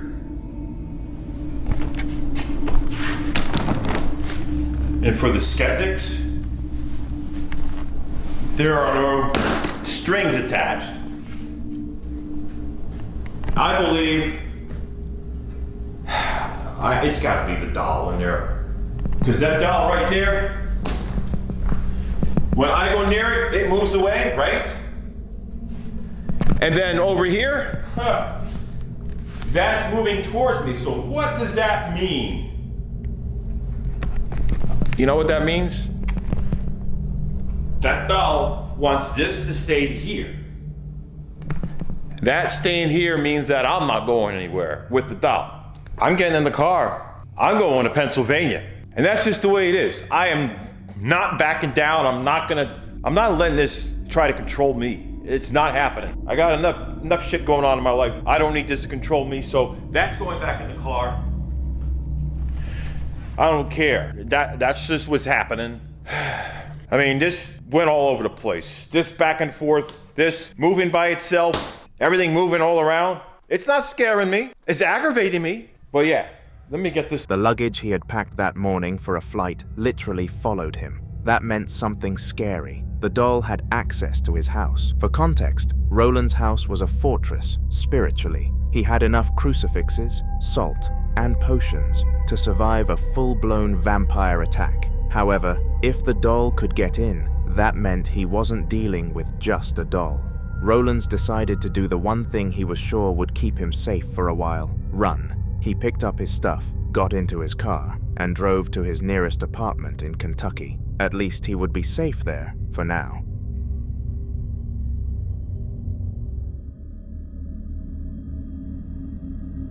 The past few months had been one of grief for Erin. For the past few months, she had spent most of her days crying or sleeping. Erin had lost the most important person in her life, her dad. She was alone now in this world. She was the only child of her parents, and her mum had passed away years ago when she was still in high school. Now, her dad had joined her in heaven. Erin's dad dying was already tragic enough, but what was much more tragic was the way he had died. He had died in one of the strangest ways ever, a freak accident in his workshop that decapitated his right hand and left leg. It was horrific. Erin knew her father didn't deserve to die like that. He was a peaceful and loving man. After a few months, the funeral finally came around. Erin's extended family and a few friends came around to sympathize with her. She had quit her job a few weeks earlier so she could stay in her dad's house for a few weeks to reconnect after his passing. It was in those few weeks that a lot changed. She stuck around town and heard people talk about her dad in a strange way. They said he was a wizard of some sort. Others called him an exorcist, a mind reader, and countless other things. This was not the father she knew. Erin waved off all the weird talk and just decided to drown herself in her sorrow. Then, on one of the nights, something happened. I need help. I took this video at like 2:30 this morning and I don't know what to do. Oh god, something's in the bathroom. There's no way something is not in the bathroom downstairs.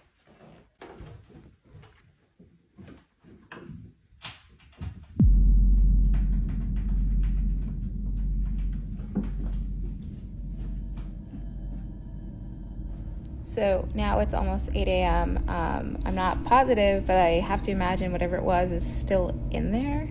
1, what the heck could it be? 2, what do I do? Because I am not opening that door. She heard some banging in the basement that housed the workshop where her father had died. She was scared to go check, so she just took a video and, after a few days, decided to show it to a local priest she had known all her life. It was then that the actual truth of who her father was came to light. He really was an exorcist and had worked with Father Aaron before to terminate spirits. He told her the home needed a cleansing. Erin couldn't believe her ears, but Father Aaron had sufficient proof and told her everything she needed to know. In the meantime, he offered her a room in the parsonage to stay. A day later, he performed the cleansing, and just when he was about to leave, he gave her a diary that her dad had kept while he was alive. It was in this book that Erin really got to know who her father truly was.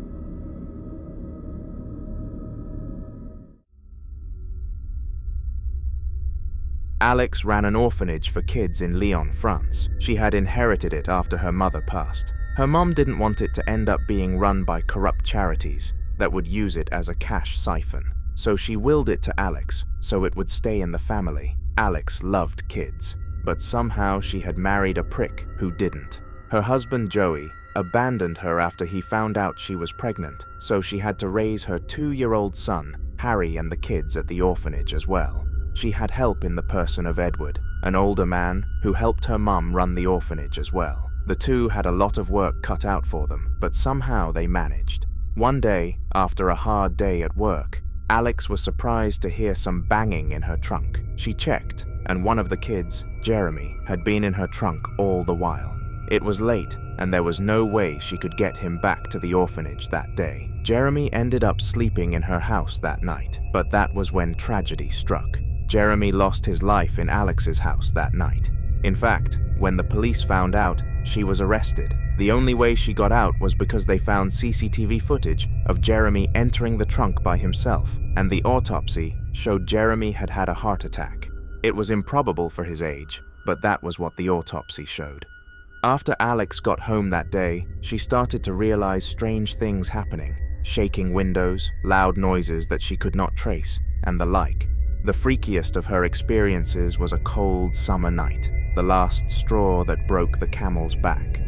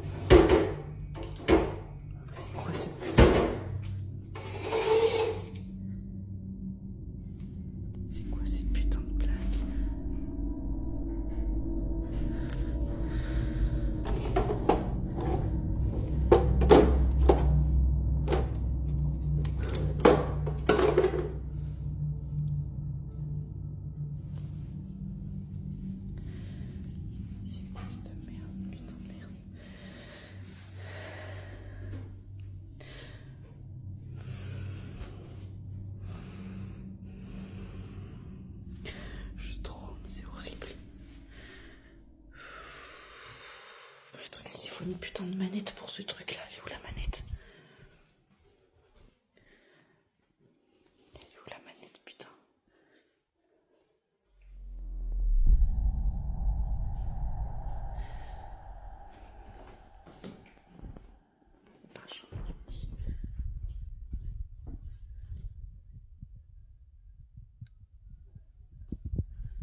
Ah putain.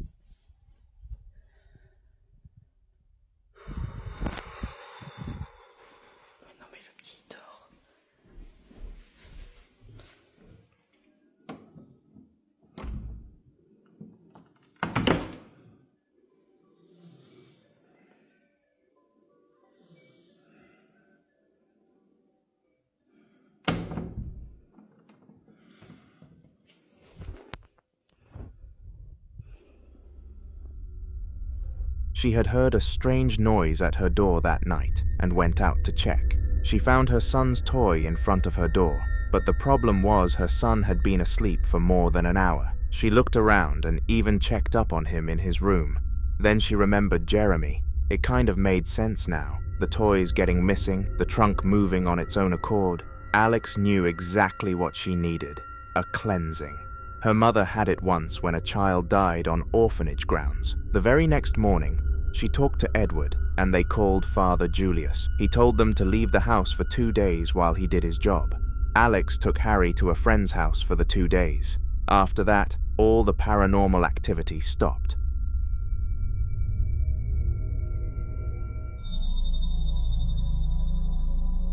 Eliscar was supposed to spend a few days of his Christmas break with his child alone. His wife, Laurentia, had traveled to go see her parents for a few weeks, so that meant it was going to be just him and baby Camilla. He wasn't too bothered, he was up to the task. In fact, he was looking forward to doing all the stuff his wife had complained about. The first few days were a bit of a hassle. He had forgotten to change the diaper before bed. He had fed her too much at night, which meant she was up most of the night disturbing him. But after a few days, he found his flow and was able to do almost all the baby chores without having to call his wife. However, Eliscar realized one day that something wasn't exactly right. A few things had been missing from their places. They seemed to move slightly away from where he had kept them. Also, it seemed as if baby Camilla would sometimes trash up the house and get things all rattled up. She was too little to be able to do some of the thrashing, as it seemed. Things kept getting worse and worse until one day he caught this on camera while on a video call with his wife. Escuche.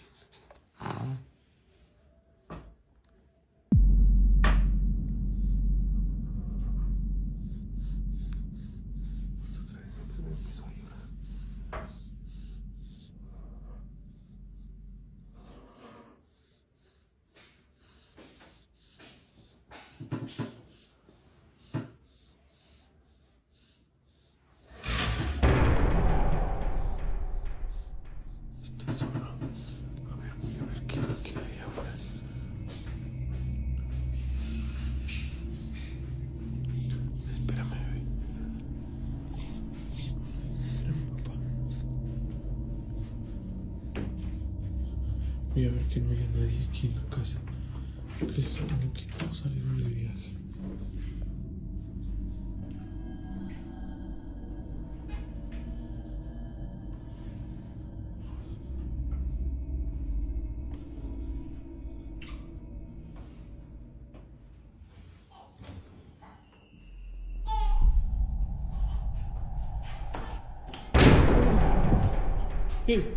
Hey. He had heard a noise in the background and had gone to check. He checked the bathroom and the guest room only to turn back and realize something tragic. Hey. Hey, mi bebé está allá.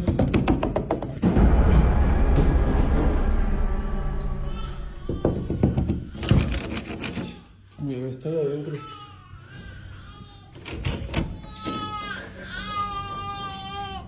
¿Qué pasó, mi amor? ¿Qué pasó? Vente, mi amor. Vente, bebé.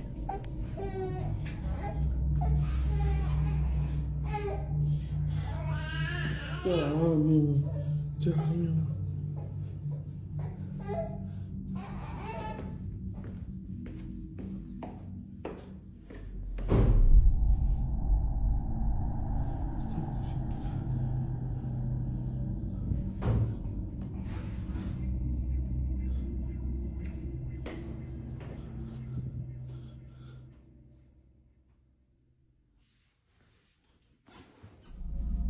The door had been shut behind him, and he was having trouble getting in. He pushed and pushed, but it didn't budge. Then he said a mumbled prayer casting out demons, and it opened. Eliscar picked up baby Camilla and went through the house looking for any traces of paranormal activity.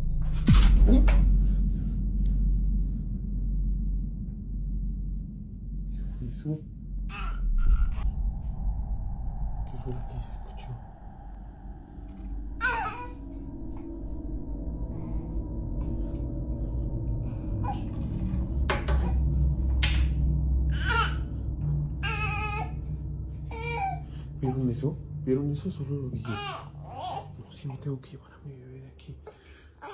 After that, he slowly backed out and left the building. He wasn't sure what was going on, but he didn't care. He wanted his baby safe. He found a family hotel and lodged for the night. The next morning, he took time out to think about what had happened and what the problem really was.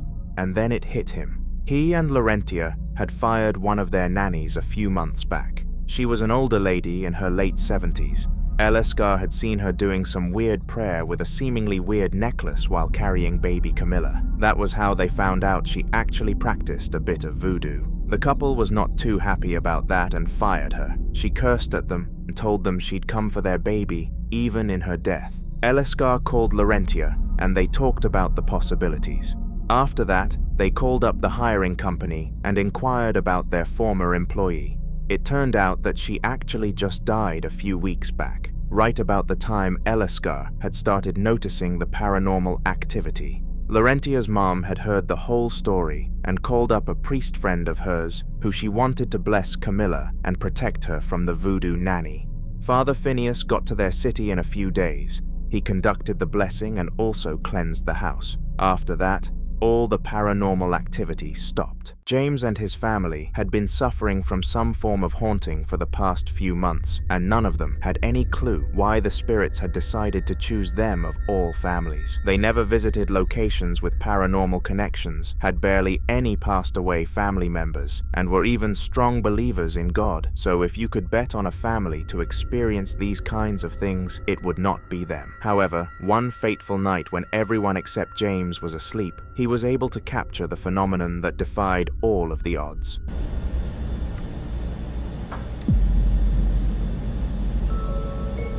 Come on, I want you to do something.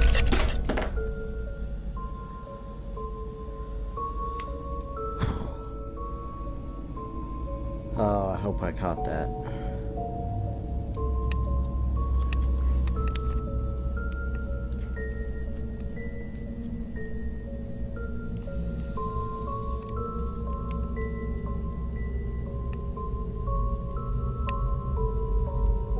That was weird.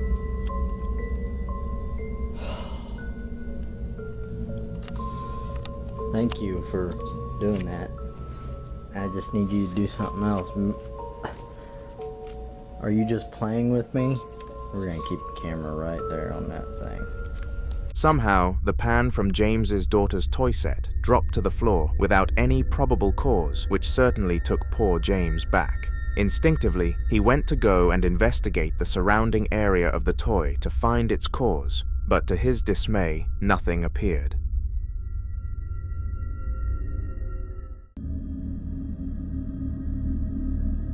In October of 2010, a camera was set up in an English classroom to record a teaching session for evaluation purposes. The teacher had come under a lot of scrutiny recently for their students not passing as many exams as they should have been, so the principal wanted a good look into what could potentially be causing this, and who was to blame. For months before this recording, tons of paranormal events had been happening in this classroom, but the teacher dismissed it and pinned the cause to the children, causing too much movement and things of the sort. This makes a lot of sense, considering what happened in the clip that you are about to see.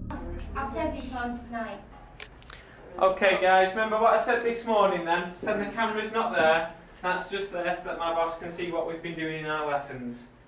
Right, what were we talking about this morning? What have we been doing this morning? Safety in the community. Excellent, thanks. Yeah, safety in the community. Okay, good, Stephen.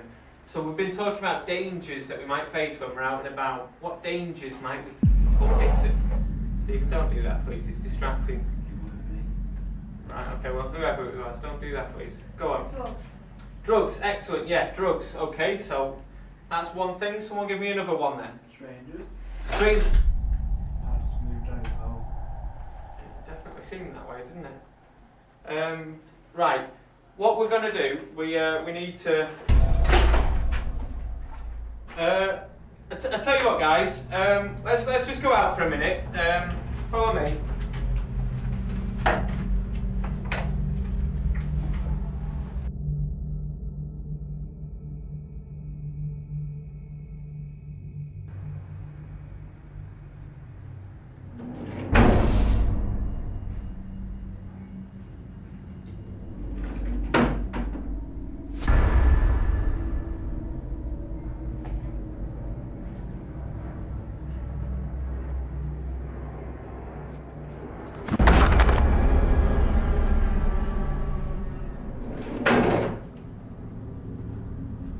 Unfortunately, the teacher's lesson was interrupted by paranormal activity, and at first, he actually assumed it was the children playing some sort of prank on him. Worried about his job, but more concerned about the children in these classes, the teacher brought the video forward to the principal, who was surprisingly supportive. She explained that he did the right thing to evacuate them from the class, and whilst he would still be under close monitoring, she was proud of him for making that call. I wish that teacher and the children the best of futures.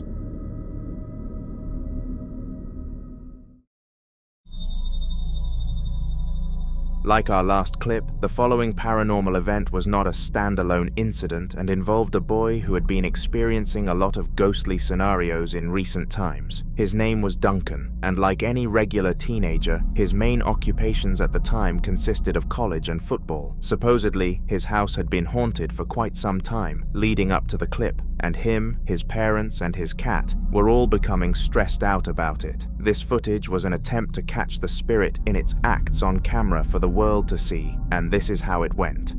Dude, I swear to God, I think there's something going on in my house. Like, this is gonna be ridiculous. It's unbelievable. Something's freaking my cat out. There's like, oh my God, I think it's about last night. Oh my God, but there's like something going on in my house. I swear to God, like, I've been hearing noises and shit. Like, I have a feeling it has something to do with that Durumasan bath challenge I did last night or something.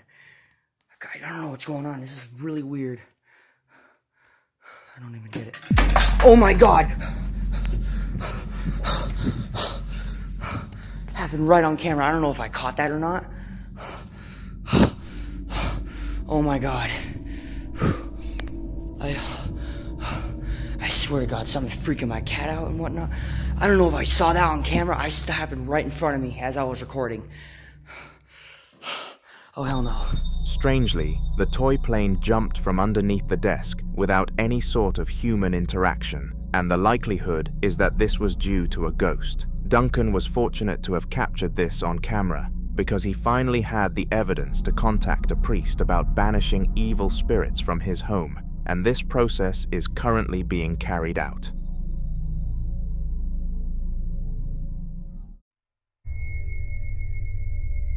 The following video started off with an innocent boy filming his house to prove to his parents that he didn't throw a house party whilst they were on vacation, but it slowly turned into the most horrifying night of his life. His name was Neil, and his parents left him in charge of the house whilst they were traveling all across America. They didn't trust him and demanded a video every evening to prove that nothing fishy was going on, and the clip I am going to show you is one of these recordings. Have a watch.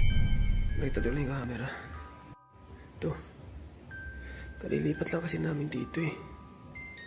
May maingay na yun.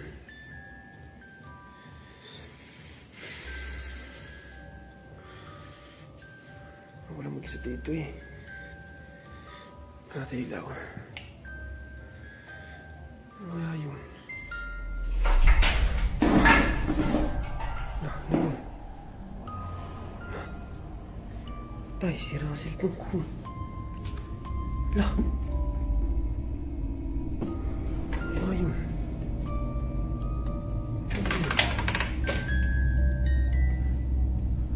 Sa tilaw. Lah, wala namang tao eh. Lah. Lah.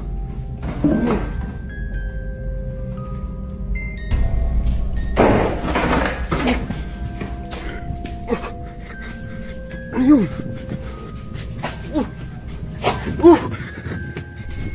Items started to move all around the house without any known reason, and after sending this to his parents, they instantly booked a flight back down to Spain, where they all lived. It took 2 days for them to arrive back home, but when they did, they rushed straight to their telephone to call someone they knew very well, who happened to be a ghost hunter. We received no updates from here, because unlike Neil, his parents liked to keep things low-key.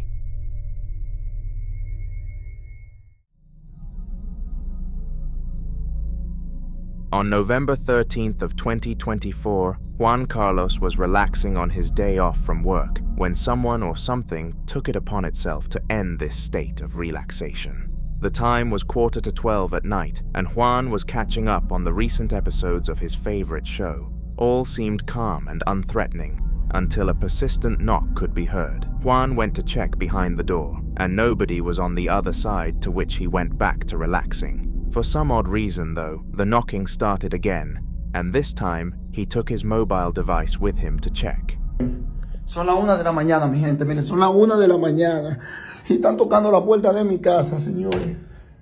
Están tocando la puerta de mi casa. ¿Quién es? Señores, miren.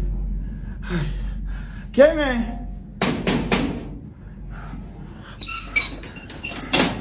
Señores, miren. Están tocando la puerta de mi casa. Y no sé quién es, miren. No sé quién es, señores. Son las 1 de la mañana, mi gente. Y me encuentro en el cementerio, en la puerta. Ay, Dios mío, Señor, la sangre de Cristo tiene poder. Dios mío.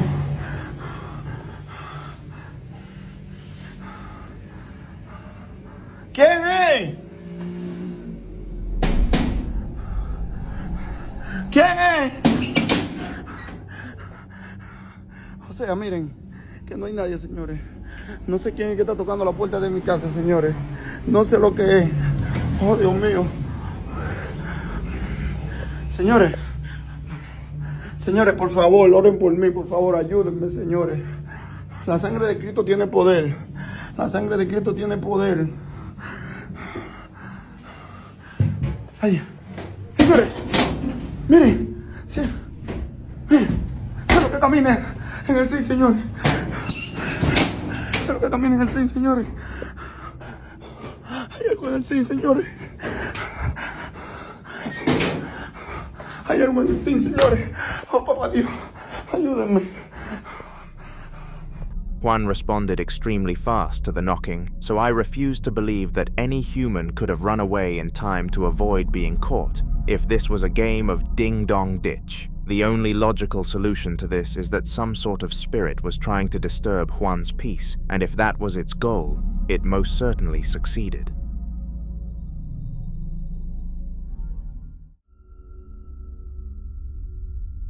At 1:21 in the morning, most people would be asleep, and this was the situation for Caroline. Ironically, Caroline lived in Carolina in a small house which she was only renting due to a poor financial situation. Recent residents of the house had never reported anything weird, or to take note of other than a past pest infestation, but the owners claimed that there was no risk of this happening again. Eager for a home, Caroline started living in the home, and this brings us to the day that she was asleep because for some odd reason, an unpredictable event occurred. Like a loud boom.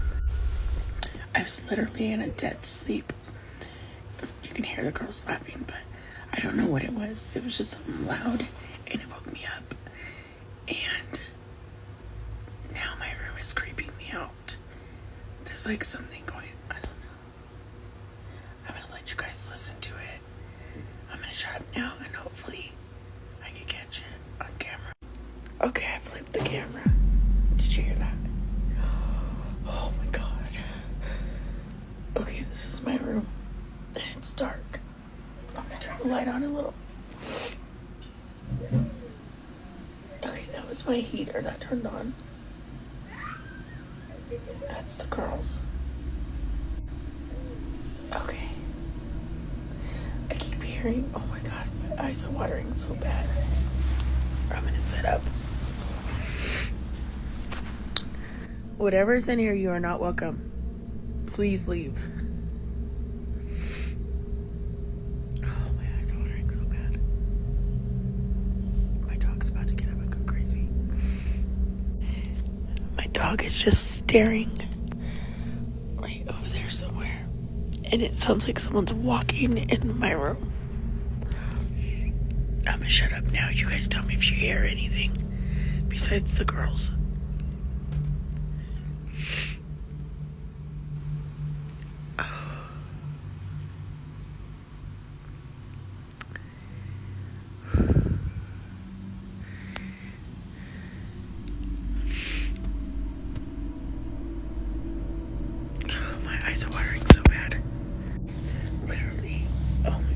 My eyes are watering so bad because it scared me so bad. hear anything anymore. When I first turned it on, I did.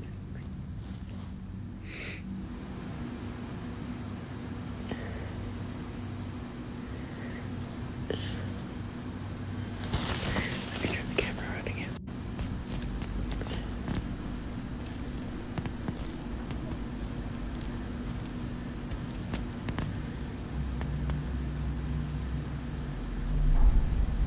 Did you hear that? Oh my God. I rebuke you in the name of Jesus. You are not welcome here. I knew it was going to start getting crazy here.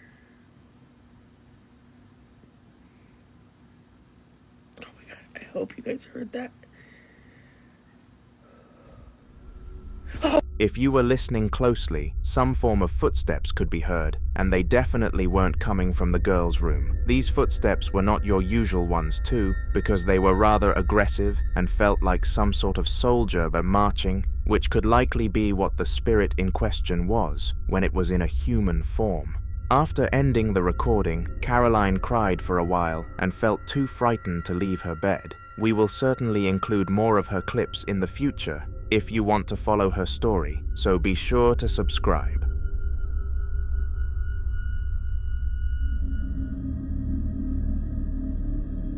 On January 9th this year, Amanda and her daughter Steph were in the house together when something absurd happened out of the blue. The two of them had just finished eating lunch, and the daughter, Steph, volunteered to do the dishes whilst Amanda laid down. This was quite wholesome to see a daughter catering for her mother, but of course a ghost had to swoop in and ruin this moment. Just to inform you, you have to listen very closely to understand what happened in this clip, so pay attention.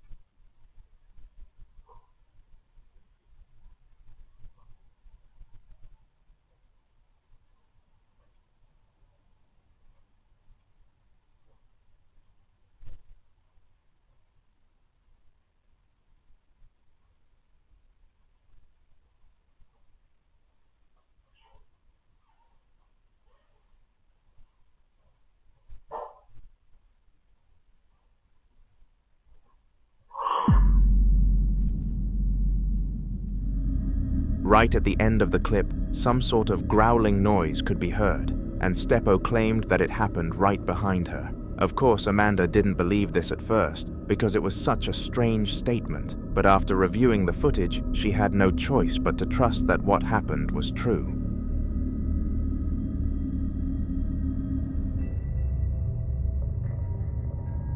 Babies are undeniably the cutest things on our planet, but all it takes is one little action to change that, upset them. A baby's cry is super disturbing because nobody wants to see someone at such a young stage in life in such grief. So when Juan, the person who filmed the following footage, heard a baby crying in the public bathroom, he had to go and check if it was okay.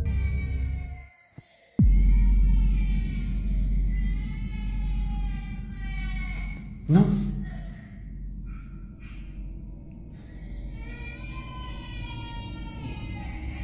No, no.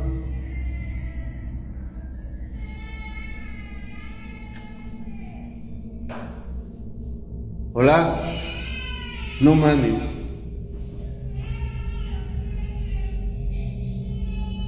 ¿Se escucha un bebé?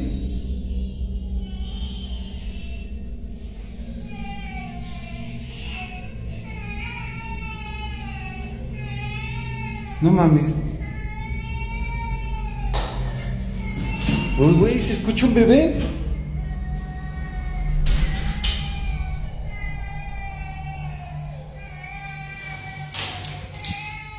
No mames. Güey. No mames.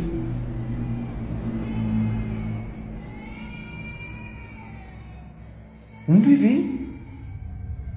To his utter disbelief, there was no baby to be found, and as if this wasn't weird already, the doors started to swing open and close to prove a point to Juan. This place was haunted, and he needed to make an exit. He would have been stupid to stay. Thank God he wasn't. Aisha and her cat had been paired together for years leading up to this moment, and their bond was unbreakable. The cat was first with her when she was just 14 because her parents decided to buy the pet. When Aisha grew older, they decided to let her keep it and bring it to her first rented home because she basically did all of the catering anyways. One night, when Aisha and the cat were sitting in the dining room little together, did she know that the pet would not be the highlight of the show here, to her cat collection. Little did she know that the pet would not be the highlight of the show here. You look so tired. I know you're tired.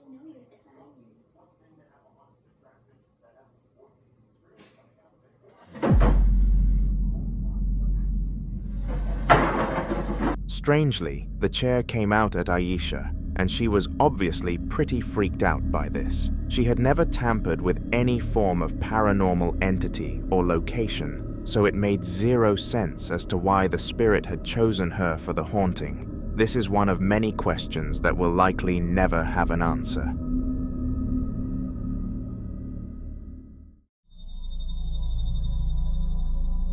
Now, despite humans being so out of touch with the paranormal world, there have been several inventions that supposedly allow us to communicate with entities. Some of these methods are very controversial and up for debate as to whether they are legit or not. However, the Ouija board is one that continuously provides things far from the norm. Unlike other methods where clips just show the board changing letters, Ouija boards often contain clips where haunted things happen. That was no different in the next video. It was filmed in the kitchen where some girls were messing about at a sleepover. It is safe to say that they were messing around in places far out of their depths, though. Have a watch. Okay, nå begynte jeg. Har du begynt? Hva skal vi begynne med? Hva skal vi si først? Hei? Vet du, jeg tør ikke å stå hjemme og sette meg. Jeg skal liksom si god dag eller hei. Julie, skal man si hei først? Nå sa jeg lyst. Ja, jeg tror dere må liksom invitere den da, på en måte. Ja, vi må si hei da, hilse. Ok. Stav hei. Ja.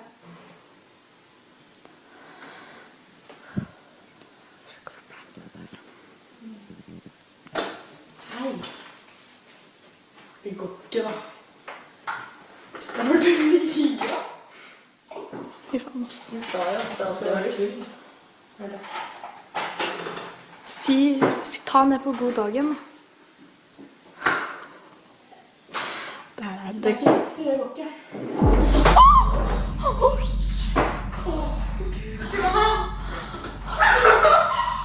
Kødder du nå? Ok, vet du hva? Nå kan jeg få gå hjem, eller?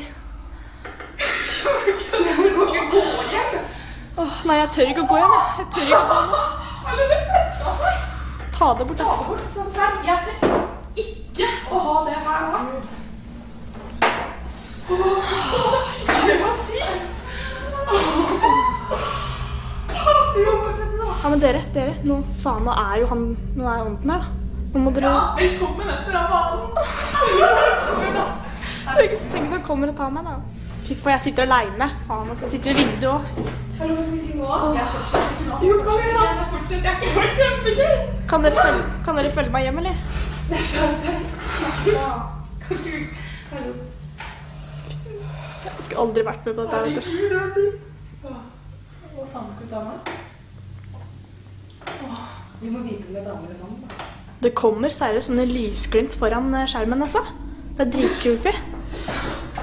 Hallo, ja. Du har aldri vært med på det her før? Eller jeg har vært med på den, liksom ikke sånn. Nå trodde jeg døra åpnet seg. Det er sykt. Herregud, det er godt. Skal du fortsette nå, synes jeg? Hva skal vi ta med? Det er noe med deg. Kom igjen da. Hallo, vi må fortsette. Ok. Vi tar vi oss et tegn da. Skal vi finne sammen? Ok. 1, 2, 3. Gi oss et tegn.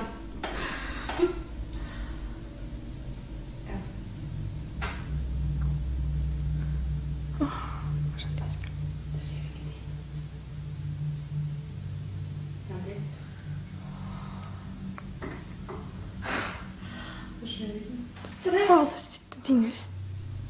Fy faen. Helvete, hele den driten dingler jo. Fy faen. Vi tar det til da. Åh, sjekka. Yes, det tegn.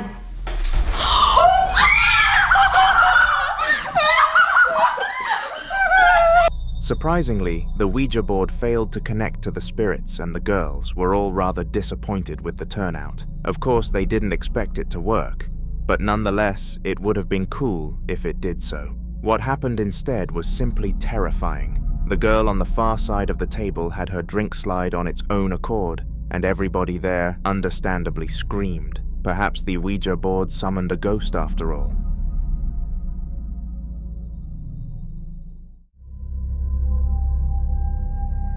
On June the 6th of 2021, Chris and Julia were both in their bedroom watching television. It was just 10 p.m. and their favorite show had just released a new series, so they needed to get it started before they could get any rest. Little did they know that this watching session would include a massive interruption. The episode was about 30% complete and the couple were loving it. They were so invested that they didn't even bring themselves to have any sort of toilet or food break. They substituted these periods with a ghost break.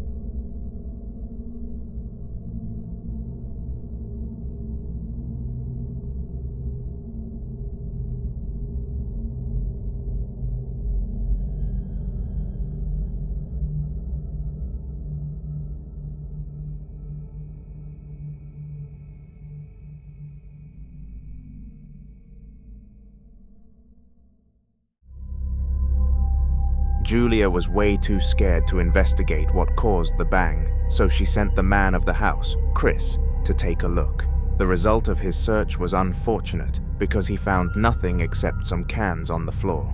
After reviewing the camera footage, they knew for a fact that this was an unnatural cause, so got in touch with their local priest. Like this video and comment part 2 for a chance for me to include it in a haunter video sometime in the future.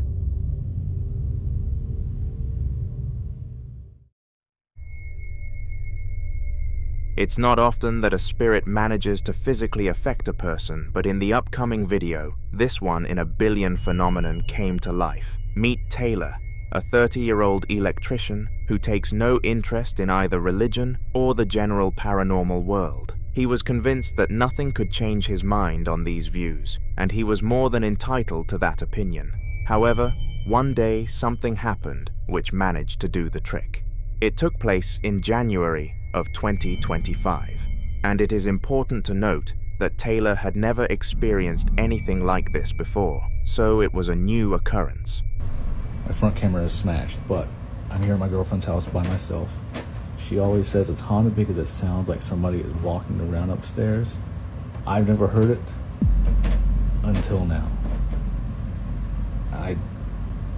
I always say it's not haunted because the house is a little old. But it legit sounds like there's somebody upstairs. I will swing on a ghost, or if it's a person, I don't care.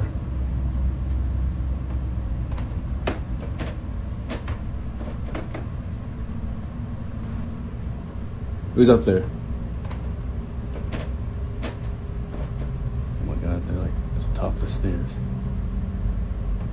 Come down these stairs and I will swing on you, I promise.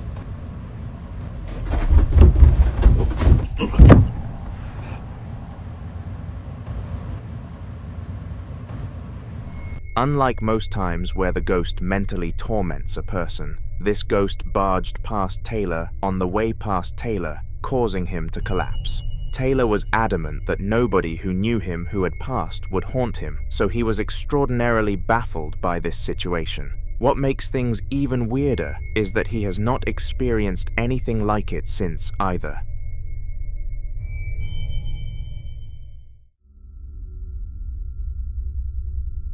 The following video was captured by a man called Mike, and it was not a first-time ghostly experience for him. In fact, Mike has dealt with countless instances involving a ghost because he purchased his house fully aware that it was haunted due to the extremely cheap cost that he refused to turn down.